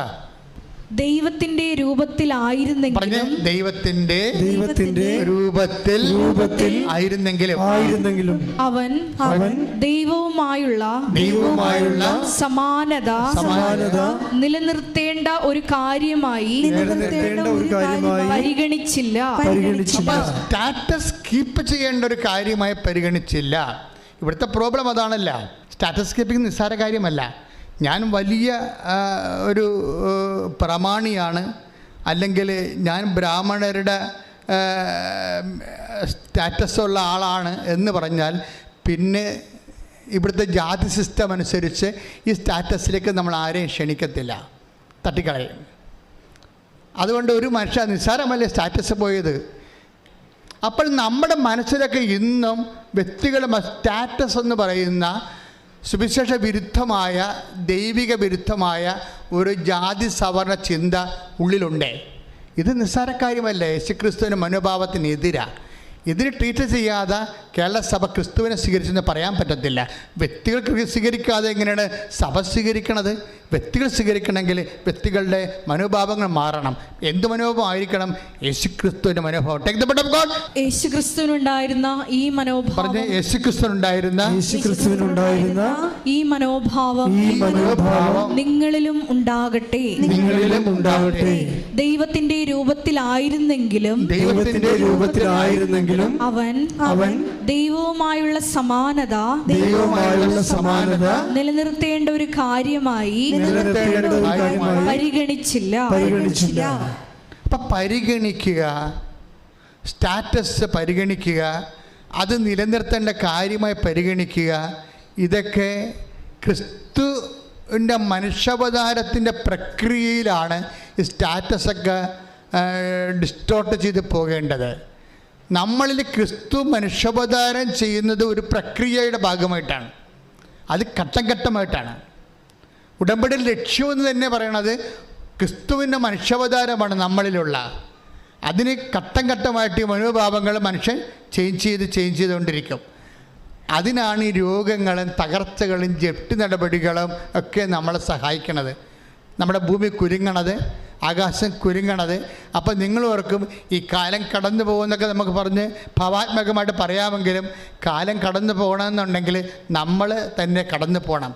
ഈ ജീവിതം ഒരു ശരിക്കും പറഞ്ഞാൽ എപ്പോഴും നമ്മൾ ഈ ഉടമ്പടി കാലം കഴിയുമ്പോൾ നിങ്ങൾ നിങ്ങളുടെ കാര്യം നടന്നു, നിങ്ങൾ സാക്ഷ്യം പറഞ്ഞെന്ന് പറഞ്ഞാൽ ദൈവത്തിന് അതുകൊണ്ടൊരു പ്രയോജനമില്ല, നിങ്ങൾക്കാണ് പ്രയോജനം.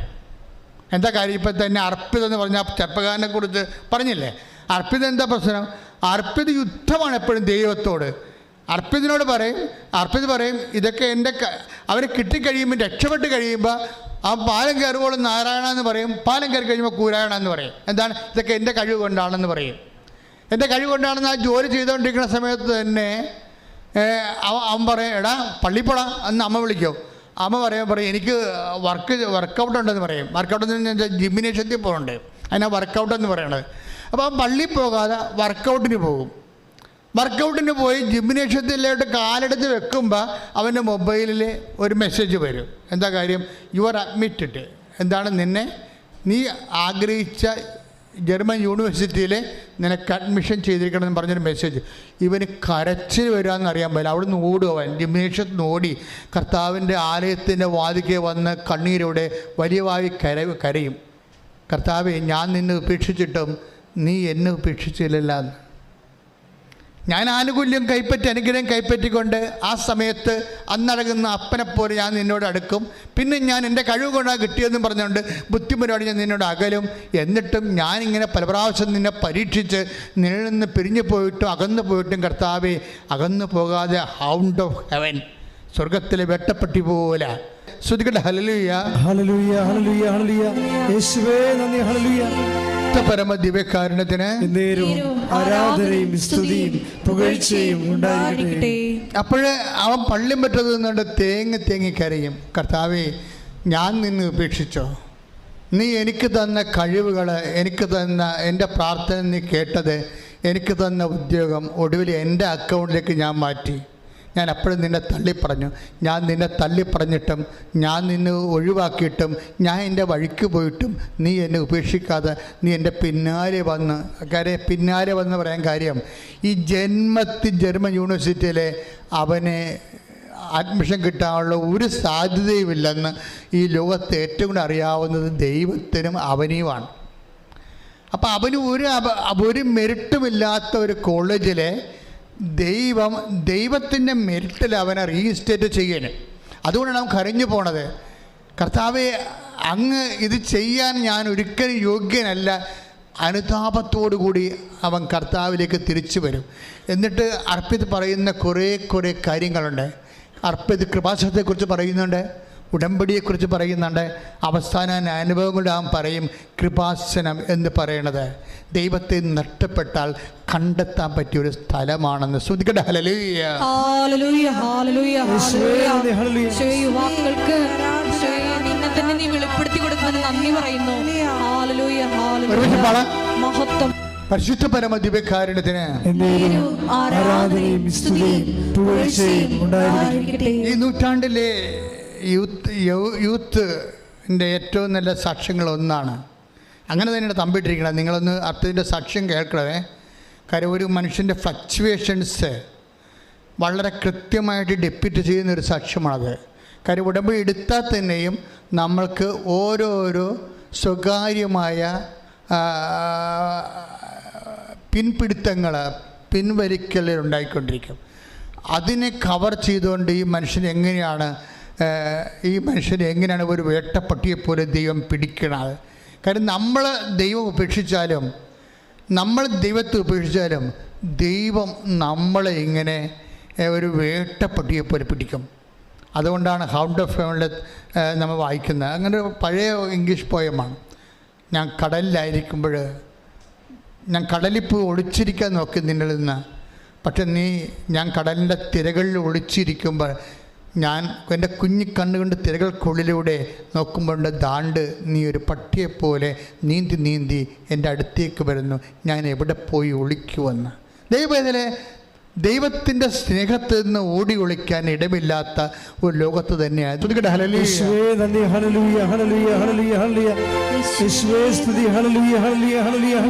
സങ്കീർത്തനം 139 തിരുവചനം 7. അങ്ങയിൽ നിന്ന് ഞാൻ എവിടെ പോകും? പറഞ്ഞ അങ്ങയിൽ നിന്ന് ഞാൻ എവിടെ പോകും? അങ്ങയുടെ സന്നിധി വിട്ട് ഞാൻ എവിടെ ഓടി ഒളിക്കും? ആകാശത്തിൽ കയറിയാൽ അങ്ങ് അവിടെയുണ്ട്. ഞാൻ പാതാളത്തിൽ കിടക്ക വിരിച്ചാൽ അങ്ങ് അവിടെയുണ്ട്. ഞാൻ പ്രഭാതത്തിന്റെ ചിറക് ധരിച്ച് സമുദ്രത്തിന്റെ അതിർത്തിയിൽ ചെന്ന് അവിടെയും അങ്ങയുടെ കരം എന്നെ നയിക്കും. അങ്ങയുടെ വലതു കൈ എന്നെ പിടിച്ചു നടത്തും. ഒരു മനോഹരമായി ഇത് അനാദികാലം മുതൽ ദൈവവും മനുഷ്യനും കണ്ടുമുട്ടിയ കാലം മുതലേ മനുഷ്യൻ അനുഭവിക്കുന്ന വല്ലാത്ത വാരിപ്പുണർച്ചയാണ്. ദൈവസ്നേഹത്തിൻ്റെ വാരിപ്പുണർച്ച.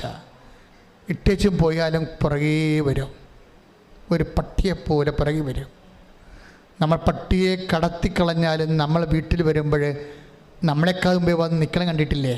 അതുപോലെ നിന്നെ നേടിയെടുക്കാൻ ഒരു പട്ടിക്ക് തുല്യം നിന്നെ സ്നേഹിച്ചുകൊണ്ട് നിൻ്റെ കൂടെ നടക്കുന്ന ദൈവത്തെ മറുതലിക്കാതിരിക്കുന്നതാണ് ഏറ്റവും നല്ല പുണ്യം. ഞങ്ങൾ ഉപേക്ഷിച്ചാലും ഞങ്ങളെ വിട്ടുപിരിയാത്ത അവിടുത്തെ സ്നേഹത്തിന് നന്ദി പറയുന്നു. ഞങ്ങളെ ചേർത്ത് നിർത്തി സ്വന്തമാക്കുന്നതിന് നന്ദി പറയുന്നു. പരിശുദ്ധ പരമദിവ്യകാരുണ്യത്തിന് എൻ്റെ മക്കളെ, ധ്യാനത്തിൻ്റെ ഒരു അരൂപിയൊന്ന് അഭിഷേകമായി സ്ഥാനപ്പെട്ടാലേ പിന്നെ നിങ്ങൾ ദൈവത്തിനെ കൊതിയോടുകൂടെ കരം കരിച്ചുകൊണ്ട് കൂടെ നടക്കും. കാര്യം അത്ര കണ്ട് ദൈവസ്നേഹമാണ് ഉടമ്പടിയിൽ ഓരോ മനുഷ്യരും ഓരോ ദിവസവും അനുഭവിച്ചുകൊണ്ടിരിക്കുന്നത്. പ്രാർത്ഥിക്കുക, കർത്താവേ, ദൈവസ്നേഹം അനുഭവിച്ച എല്ലാ മനുഷ്യരെ പോലെ എന്നെയും അങ്ങയുടെ ആത്മബന്ധത്താൽ സ്നാനം ചെയ്യിക്കണമേ. ശ്രുതികട ഹല്ലേലൂയ.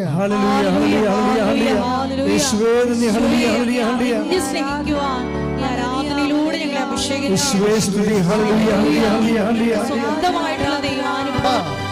അതായത് ഇപ്പം സിസ്റ്റർ അൽഫോൻസ മറിയത്തിൻ്റെ സാക്ഷ്യങ്ങളിലേക്ക് നമ്മൾ തിരിച്ചു വരികയാണ്. അൽഫോൻസ മറിയത്തിന് ഓരോരോ ഘട്ടം കഴിയുമ്പോഴും ഇവിടെ മെരിറ്റ് ടോർപ്പടയാണ് കാണാൻ പറ്റുക. ദൈവം എപ്പോഴും നമുക്കറിയാവുന്ന ഗ്രേസ് ദൈവത്തിൻ്റെ തൽഭവമോ തത്സമമോ ആണ്. ദൈവം ഒരു പേഴ്സണൽ പ്രസൻസിന് വേണ്ടി പകരം ഉപയോഗിക്കുന്ന വാക്കാണ് കൃപ എന്നുള്ളത്. കൃപ എന്ന് പറയുമ്പോൾ നോട്ട് ബൈ മെരിറ്റിലെ പറയും. എപ്പം നിങ്ങളുടെ മെരിറ്റുകൾ പോകുന്നുവോ അപ്പോഴാണ് സ്വാഭാവികമായിട്ടും നിങ്ങൾ ഗ്രേസ്ഫുള്ളായിട്ട് വരണത്. വെച്ചാൽ നിങ്ങൾ കൃപയിലേക്ക് വരണത്. ഇപ്പോൾ അൽഫോൻസ മറിയം ഇപ്പോൾ 2ാമത്തെ കൊല്ലം MBBS എഴുതുന്ന സിസ്റ്റർ, അപ്പോൾ പ്രൊവിൻഷ്യൽ പറയും, this is your medical report, നിങ്ങൾക്ക് സ്വന്തമായിട്ട് തീരുമാനിക്കാം. നിങ്ങളുടെ തീരുമാനത്തെ അടിസ്ഥാനപ്പെടുത്തിയിരിക്കുന്നു. സിസ്റ്റർ വളരെ പ്രൂഡൻ്റായിട്ട് ഉള്ള വിവേകമുള്ള പ്രൊവിൻഷ്യലാണ്. കാര്യം അത് ഒരു ദൈവവിളിയുടെ കാര്യമായതുകൊണ്ട് വളരെ ഭവ്യമായിട്ട് ഇടപെടും. It is your decision. നിങ്ങൾ സർവൈവ് ചെയ്ത് മുന്നോട്ട് പോകാൻ തീരുമാനിച്ചാൽ ഞങ്ങൾ നിങ്ങളുടെ കൂടെ അബൈഡ് ചെയ്യും. അല്ല, നിങ്ങൾ കരിയർ സ്റ്റോപ്പ് ചെയ്യാൻ ആണെങ്കിൽ that is up to you. നല്ല ഡിസിഷൻ. അപ്പോൾ എന്തു ചെയ്യും? പ്രൊവിഷ്യലല്ലേ നമുക്ക്. ഇപ്പം നമ്മുടെ സുപ്പീരിയേഴ്സ് അല്ലേ ഞങ്ങളെ സംബന്ധിച്ചിടത്തോളം എപ്പോഴും ദൈവഹിതത്തിൻ്റെ ഒരു ചാനലെന്ന് പറയണത്. പക്ഷേ ഒരു പ്രോബ്ലം ഉള്ളതെന്ന് പറയണത് ഈ സുപ്പീരിയേഴ്സ് പോലും ഇരുട്ടിൽ തപ്പുന്ന how to give a good guidelines എന്ന് പറയുന്നൊരു സമയം ഉണ്ടാവും, അവർക്കും ഉണ്ടാവും, എന്ത് നിർദ്ദേശം കൊടുക്കേണ്ടതെന്ന്. അപ്പോൾ സിസ്റ്റർ തന്നെ പുരുഷൻ പറയും, സിസ്റ്റർ തന്നെ പ്രാർത്ഥിച്ച് തീരുമാനിക്കാൻ പറയും. പക്ഷേ അതൊരു നല്ല തീരുമാനമാണ്. കാര്യം അവർക്ക് തീരുമാനിക്കാം. അവർ മുന്നോട്ട് പോകാൻ തീരുമാനിച്ചാൽ ഇവരെ മെഡിക്കൽ സ്റ്റുഡൻ്റ് അല്ലേ, ഇവർ പഠിപ്പിക്കണമെങ്കിൽ ലക്ഷങ്ങൾ വേണം. അത് മുടക്കാൻ ഗവൺമെൻറ് തയ്യാറാണ്. അതാണ് അതിൻ്റെ അർത്ഥം. നിങ്ങൾ സ്റ്റഡിയെ സപ്പോർട്ട് ചെയ്യുന്നത് ഞങ്ങൾക്ക് പ്രശ്നങ്ങളൊന്നും ഇല്ലെന്ന് പറയും. പക്ഷേ അത് ഇവരുടെ രോഗം എന്താ? തൈമസ് ഓപ്പറേറ്റ് ചെയ്ത് കളഞ്ഞു. അത് 1 മാസം കഴിഞ്ഞപ്പോൾ തന്നെ വീണ്ടും റെസ്പിറേറ്ററി പ്രതിരോധത്തിലായി. ശ്വാസം മുട്ടൽ തുടങ്ങി IC കൊണ്ടുപോയിട്ട് ഇങ്ങനെ ICന്ന് പിന്നെ ഇറക്കിക്കൊണ്ട് വെന്റിലേറ്ററിൽ കൊണ്ടുപോകും. അപ്പോൾ തന്നെ തീർന്നെന്ന് പറയുമ്പോഴും ഇവരുടെ അമ്മ പറയും തീർന്നിട്ടില്ലെന്ന് പറയും. ഉടമ്പടി കിടക്കണില്ലേ? അതാണ് സംഭവം. സിസ്റ്ററിൻ്റെ അമ്മ പറയും എല്ലാവരും തീർന്നെന്ന് പറയും. ICന്ന് വെന്റിലേറ്ററിലല്ല പോണത്. അപ്പോൾ തീർന്നെന്ന് പറയുമ്പോൾ അമ്മ പറയും തീർന്നിട്ടില്ല മോളെ, ഉടമ്പടിയുണ്ട്. തീർന്നിട്ടില്ലെന്ന് പറയാൻ കൃപാസനം മാതാവ് ഉണ്ട് നമുക്ക്. അത് ജനകോടികളുടെ അനുഭവമാണ്. ഇന്ന് കൈയടിച്ച് ശ്രദ്ധിക്കട്ടെ.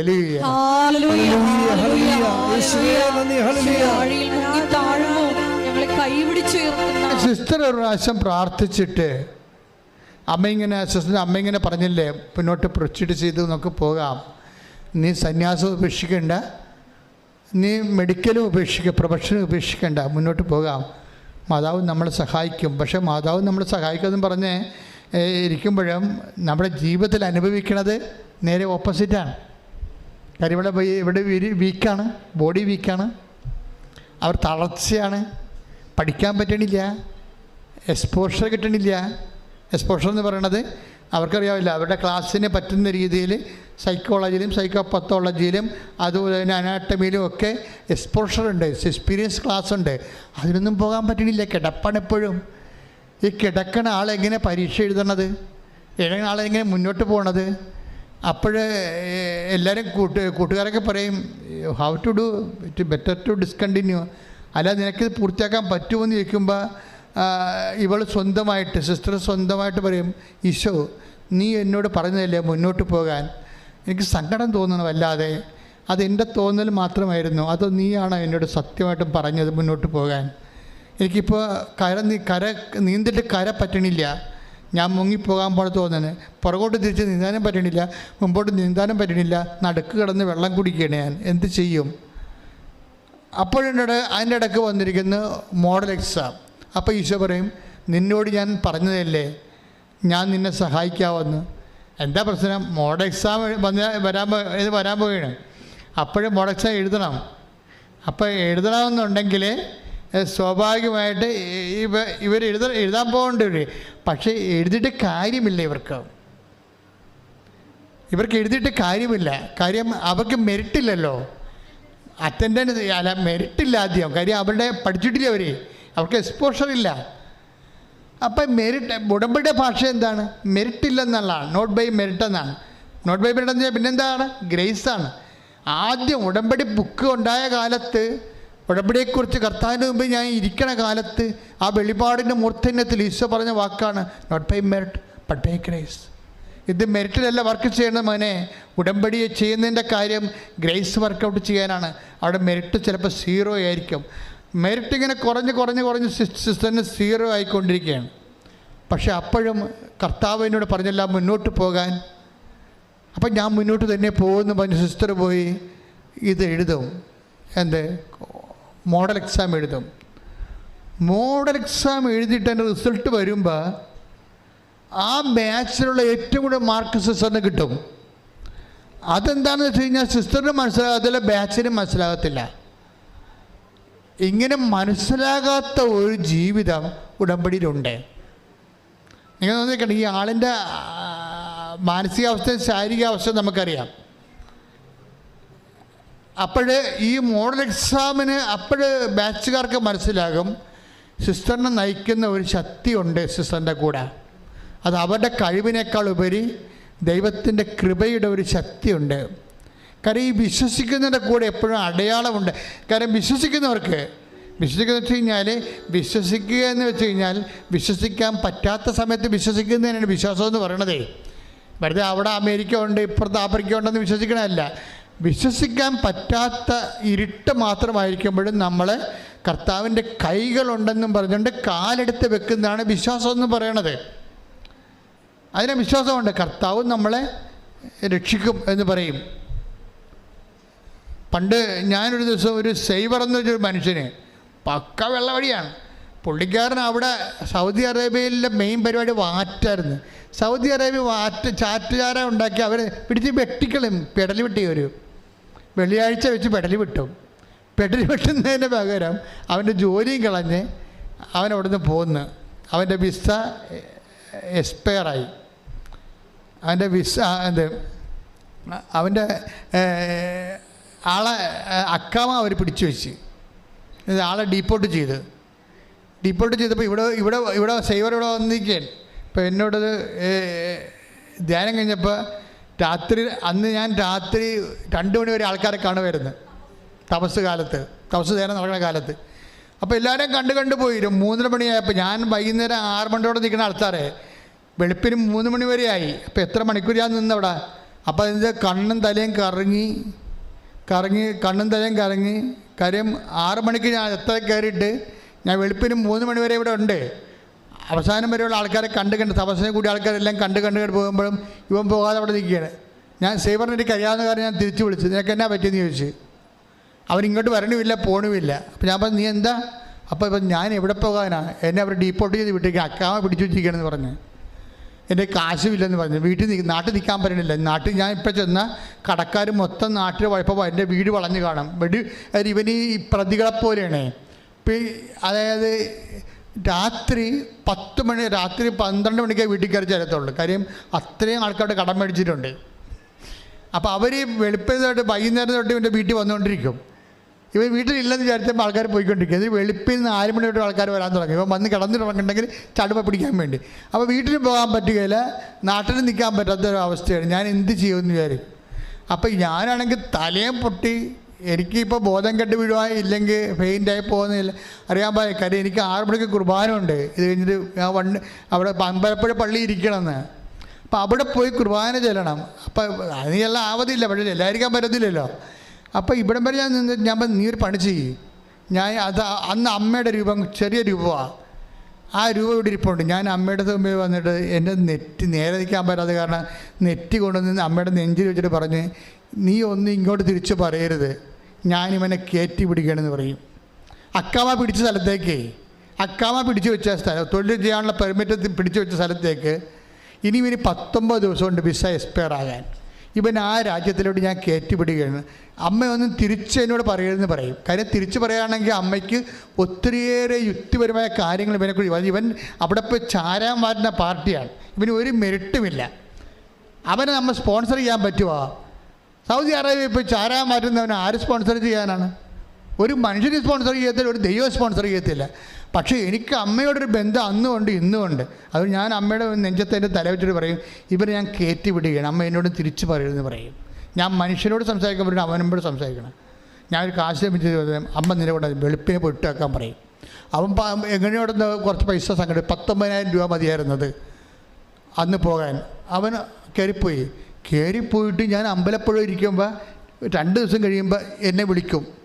എൻ്റെ അച്ഛൻ ഞാൻ എന്നെ ഓരോ കമ്പനിയിലും ഞാൻ ഈ വെയിലത്ത് അലഞ്ഞുകൊണ്ട് നടക്കുകയാണ്, എന്നെ ഓരോരുത്തും എടുക്കണില്ല, ഇപ്പോൾ എൻ്റെ വിസ എക്സ്പയർ ആകും. അപ്പോൾ അവൻ ഈ ദിവസം എന്നെ വിളിച്ചുകൊണ്ടിരിക്കും.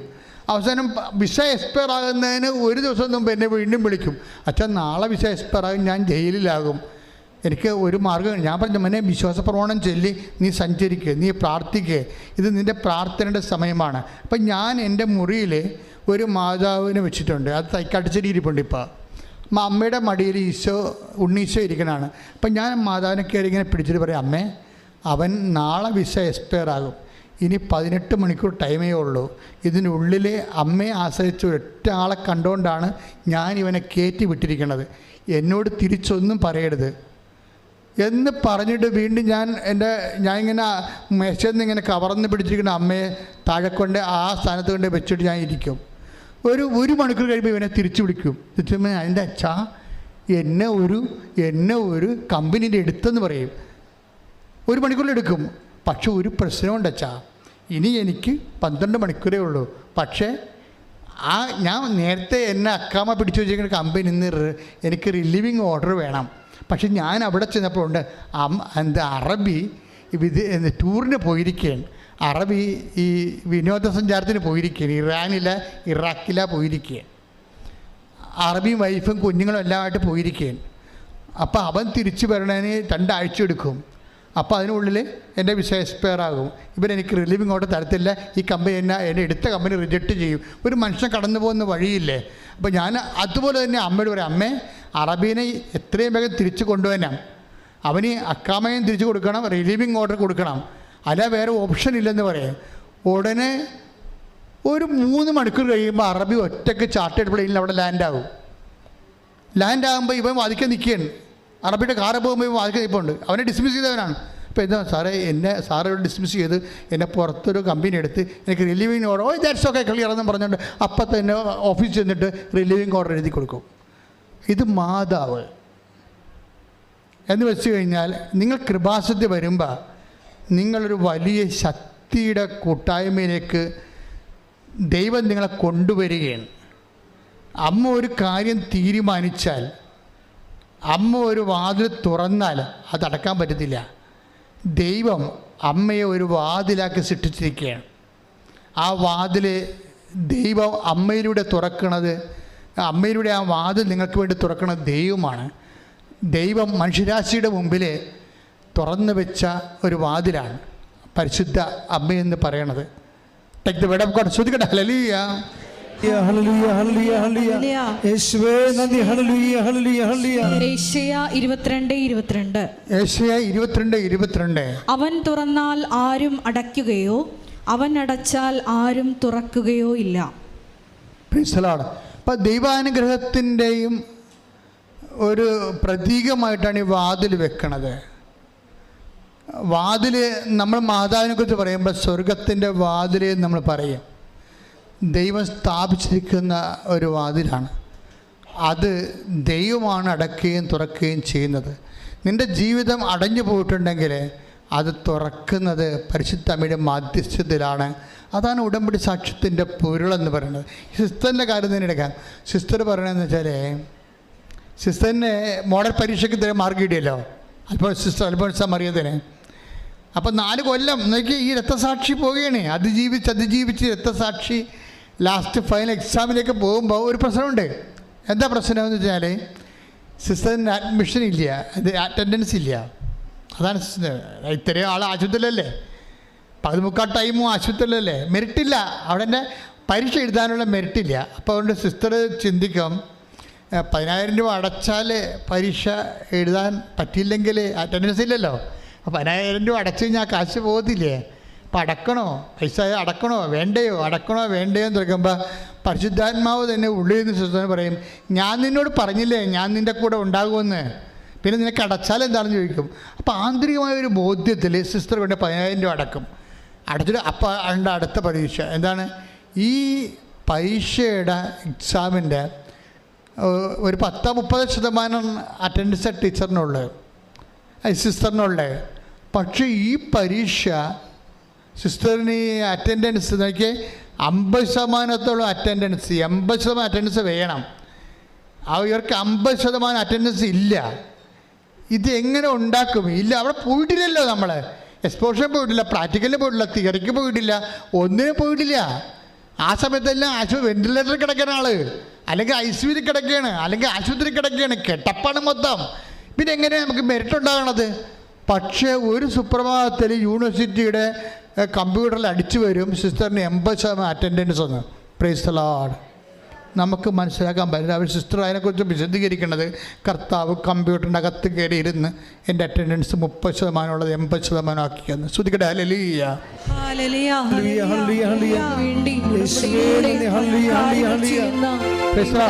എൻ്റെ മക്കളെ, അതായത് ഇതാണ് ഒരു ഉടമ്പടിയുടെ ഒരു പോക്കെന്ന് പറയണത്. ദൈവത്തിന് പ്രധാനപ്പെട്ടത് നീയാണ് പ്രധാനപ്പെട്ടത്. നിനക്ക് വേണ്ടി എന്തും ചെയ്യുമെന്ന് പറയലേ. നിനക്ക് വേണ്ടി ജനതകൾ നൽകും, രാജ്യത്തിന് നിയമങ്ങൾ തിരുത്തും, എന്തും നിനക്ക് വേണ്ടി ചെയ്ത്, നിനക്ക് വേണ്ടി ശ്രുതിക്കട്ടെ ഹല്ലേലൂയ. യേശുവേ നന്ദി ഹല്ലേലൂയ ഹല്ലേലൂയ ഹല്ലേലൂയ.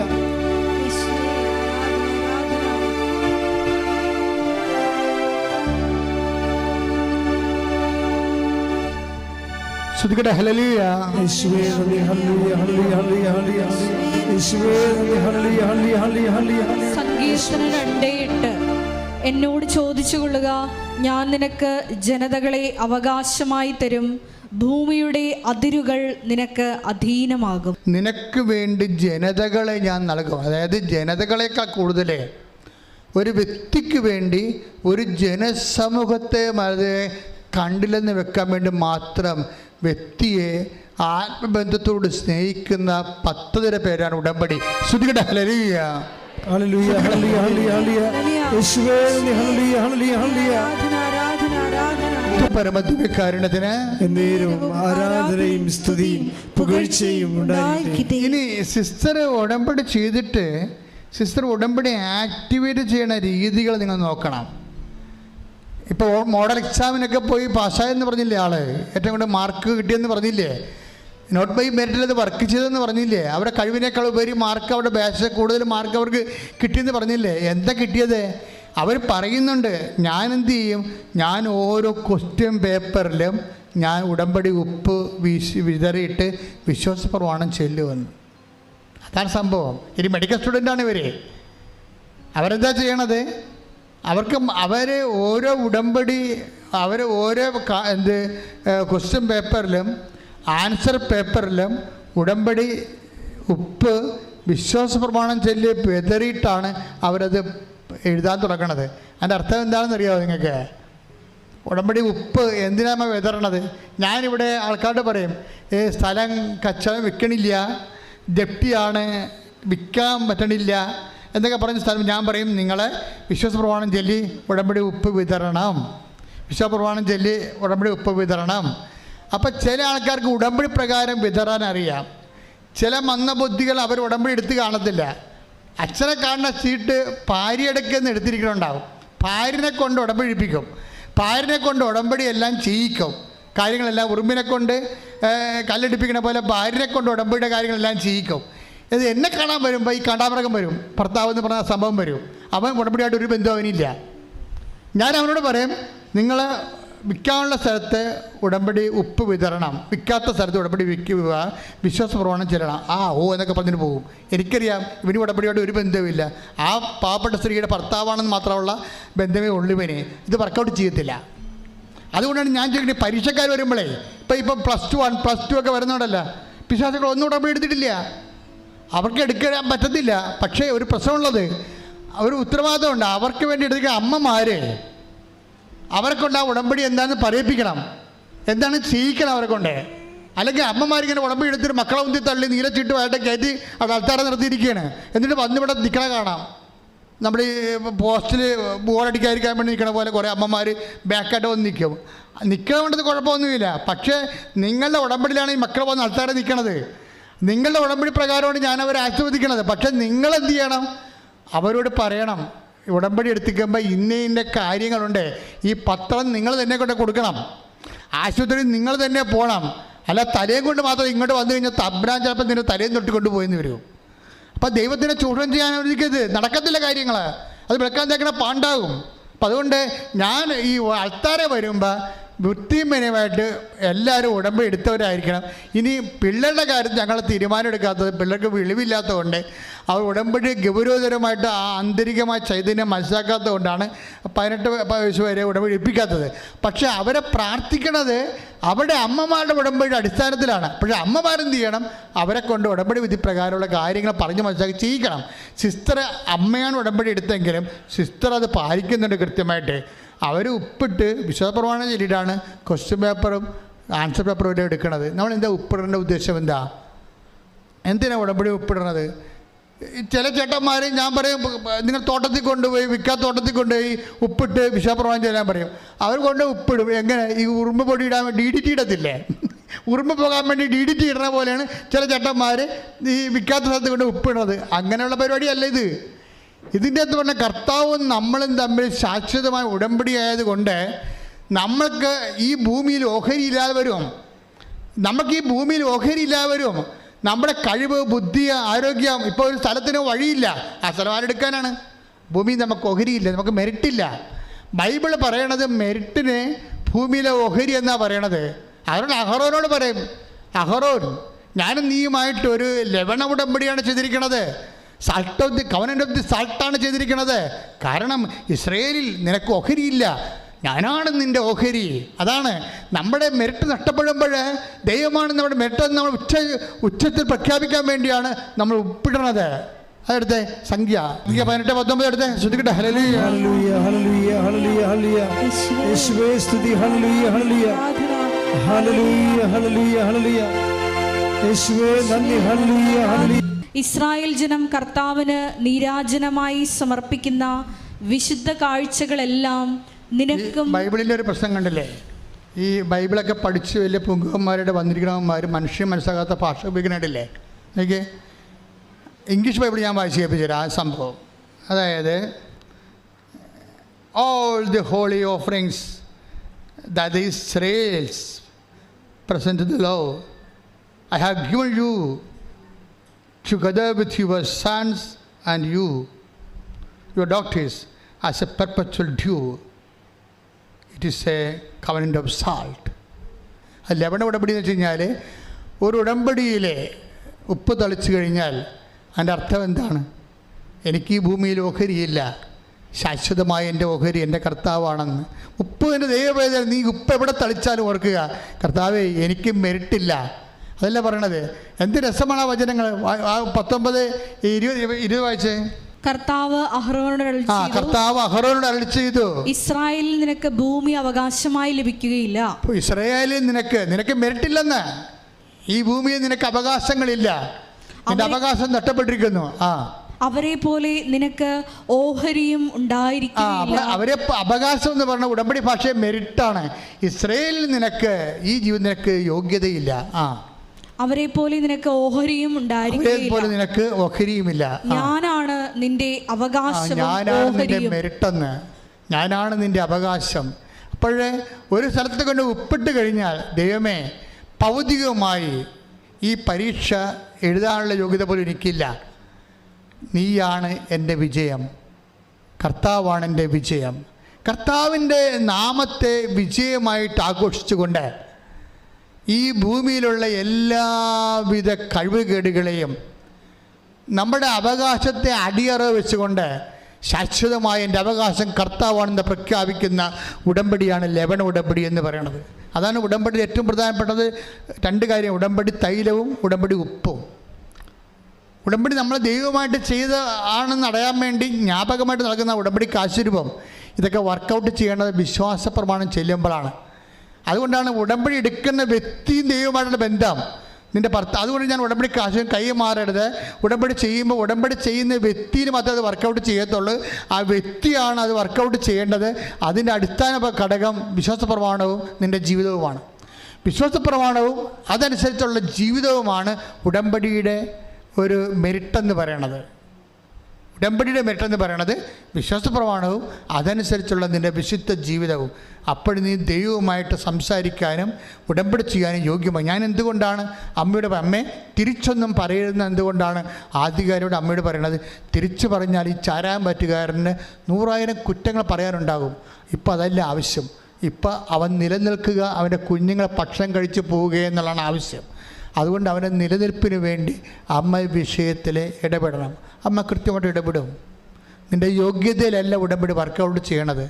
പക്ഷെ അതിൻ്റെ പേരിൽ ജീവിതകാലം മുഴുവൻ യോഗ്യതയില്ലാത്തവനായിട്ട് ജീവിച്ചുകൊണ്ട് ദൈവത്തെ വഞ്ചിക്കാമെന്ന് ധരിക്കുകയും വേണ്ട. സിസ്റ്റർ മനോഹരമായിട്ടാണ് പരീക്ഷ എഴുതിയിരിക്കുന്നത്. ഞാൻ അത്ഭുതപ്പെടും. അതൊരു ജീവിക്കുന്ന സാക്ഷ്യമായിട്ട് മാറും. കാര്യം അവർ ആ 3 കൊല്ലം കടന്നു പോകുന്ന വഴികളിലൂടെ അവിടെ എല്ലാ കാലാവസ്ഥകളിലൂടെയും അതിജീവിച്ചുകൊണ്ട് വിശ്വാസം നിന്നുകൊണ്ട് ദൈവത്തിൽ ആശ്രയിച്ചുകൊണ്ട് ദൈവത്തിൻ്റെ കൂടെയുള്ള സഞ്ചാരമാണ്. വേറെ ആരും അവരുടെ കൂടെ ഇല്ലായിരുന്നു, ദൈവം മാത്രം. ഉടമ്പടി ചില സമയത്ത് ദൈവം മാത്രമാകും നിൻ്റെ കൂടെ വരാൻ.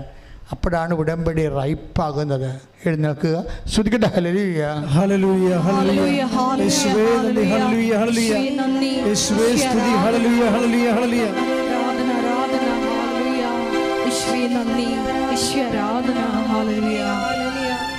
ശ്രുതിക്കട്ടെ. ഹല്ലേലൂയ, ഹല്ലേലൂയ, ഹല്ലേലൂയ, ഹല്ലേലൂയ, ഹല്ലേലൂയ, യേശുവേ ഹല്ലേലൂയ.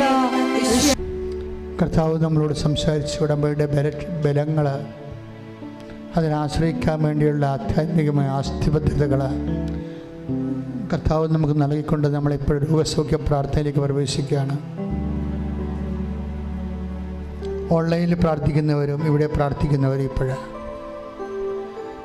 ശിരസിൽ കൈവച്ചുകൊണ്ട് അച്ഛൻ പ്രാർത്ഥിച്ച് തീരുന്നത് വരെ ആവർത്തിച്ച് വിശ്വാസ പ്രമാണം ചൊല്ലിക്കൊണ്ടിരിക്കണം.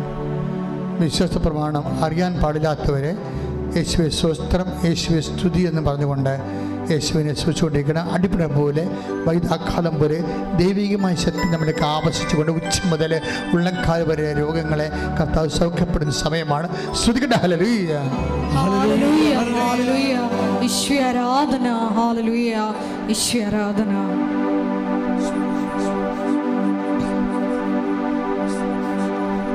വിശ്വാസപ്രവചന സർവശക്തനായ പിതാവും ആകാശത്തിൻ്റെയും ഭൂമിയുടെയും സൃഷ്ടാവുമായ ദൈവത്തെ ഞാൻ വിശ്വസിക്കുന്നു. അവിടുത്തെ ഏകപുത്രനും ഞങ്ങളുടെ കർത്താവുമായ ഈശോമിശിഹായിൽ ഞാൻ വിശ്വസിക്കുന്നു.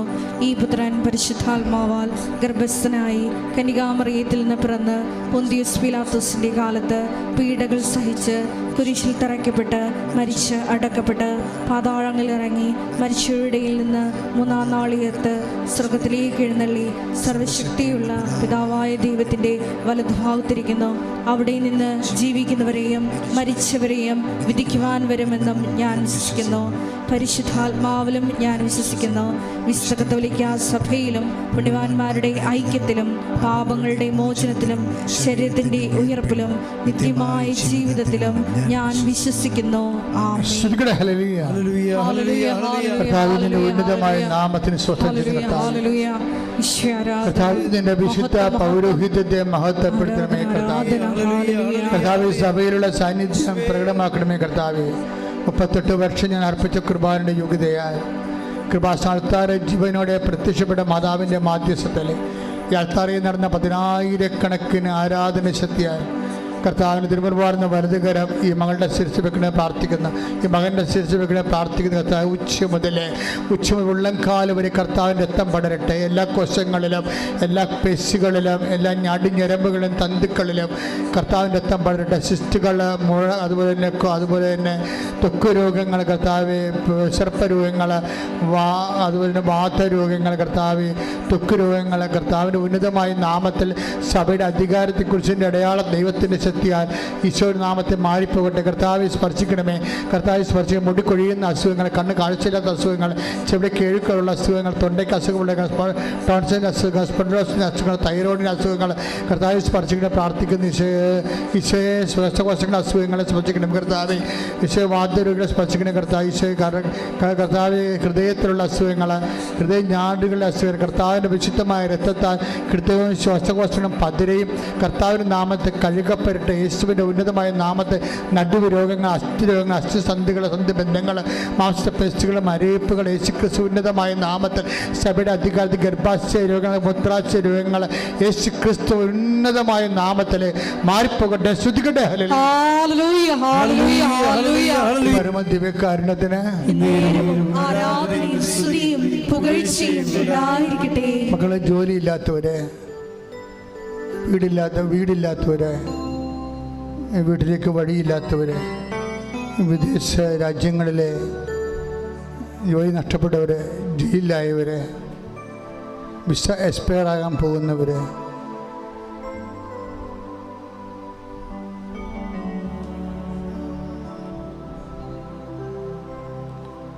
നിയമപരമായ കാരണങ്ങളാൽ വിദേശങ്ങൾ ഒളിച്ച് താമസിക്കുന്നവരെ,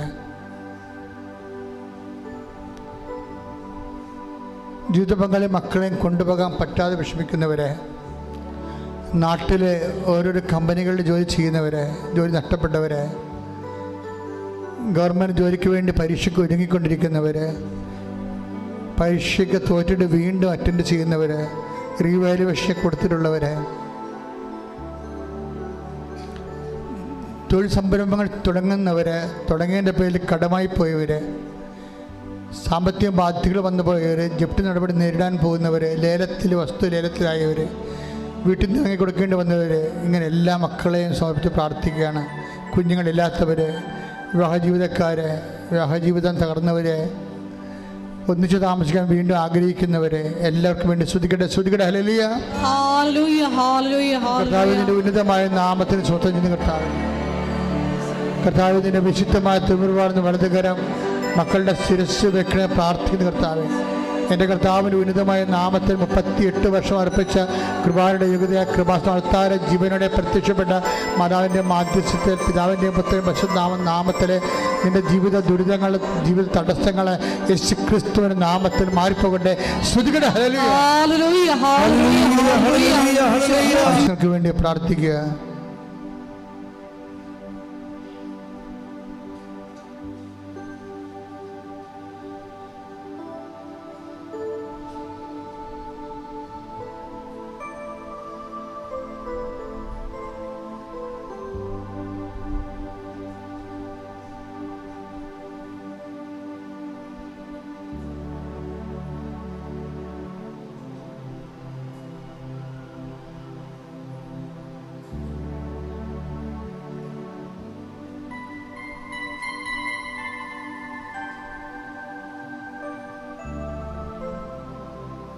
മുട്ടനിക്കുക. ആശീർവാദം. ഒരിക്കൽ കൂടി മരിയൻ ഉടമ്പടിയിൽ സമർപ്പിച്ചിരിക്കുന്ന എല്ലാ വിഷയങ്ങളും ദൈവമാതാവിൻ്റെ മധ്യസ്ഥയിൽ ദിവ്യകാരുണ്യ സന്നിധിയിൽ നമുക്ക് ഒരു നിമിഷം സമർപ്പിച്ച് പ്രാർത്ഥിക്കാം. പരിശുദ്ധ അമ്മയുടെ പ്രത്യക്ഷീകരണത്തിൻ്റെ സാക്ഷികളാക്കി ഞങ്ങളെയും ഞങ്ങളുടെ കുടുംബത്തെയും ഉയർത്തണമേ എന്ന് മനസ്സിൽ പ്രാർത്ഥിച്ചുകൊണ്ട് ശിരസ്സ് നമിച്ച് നമുക്ക് ദിവ്യകാരുണ്യനാഥൻ്റെ ആശീർവാദം സ്വീകരിക്കാം.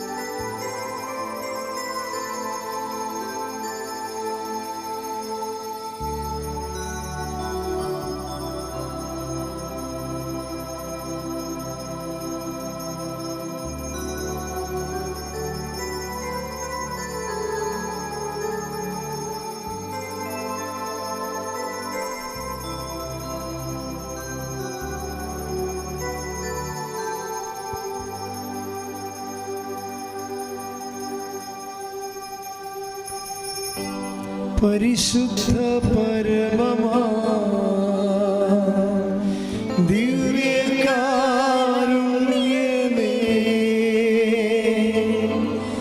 എന്നുമെന്നും അങ്ങേയ്ക്കാരാധന.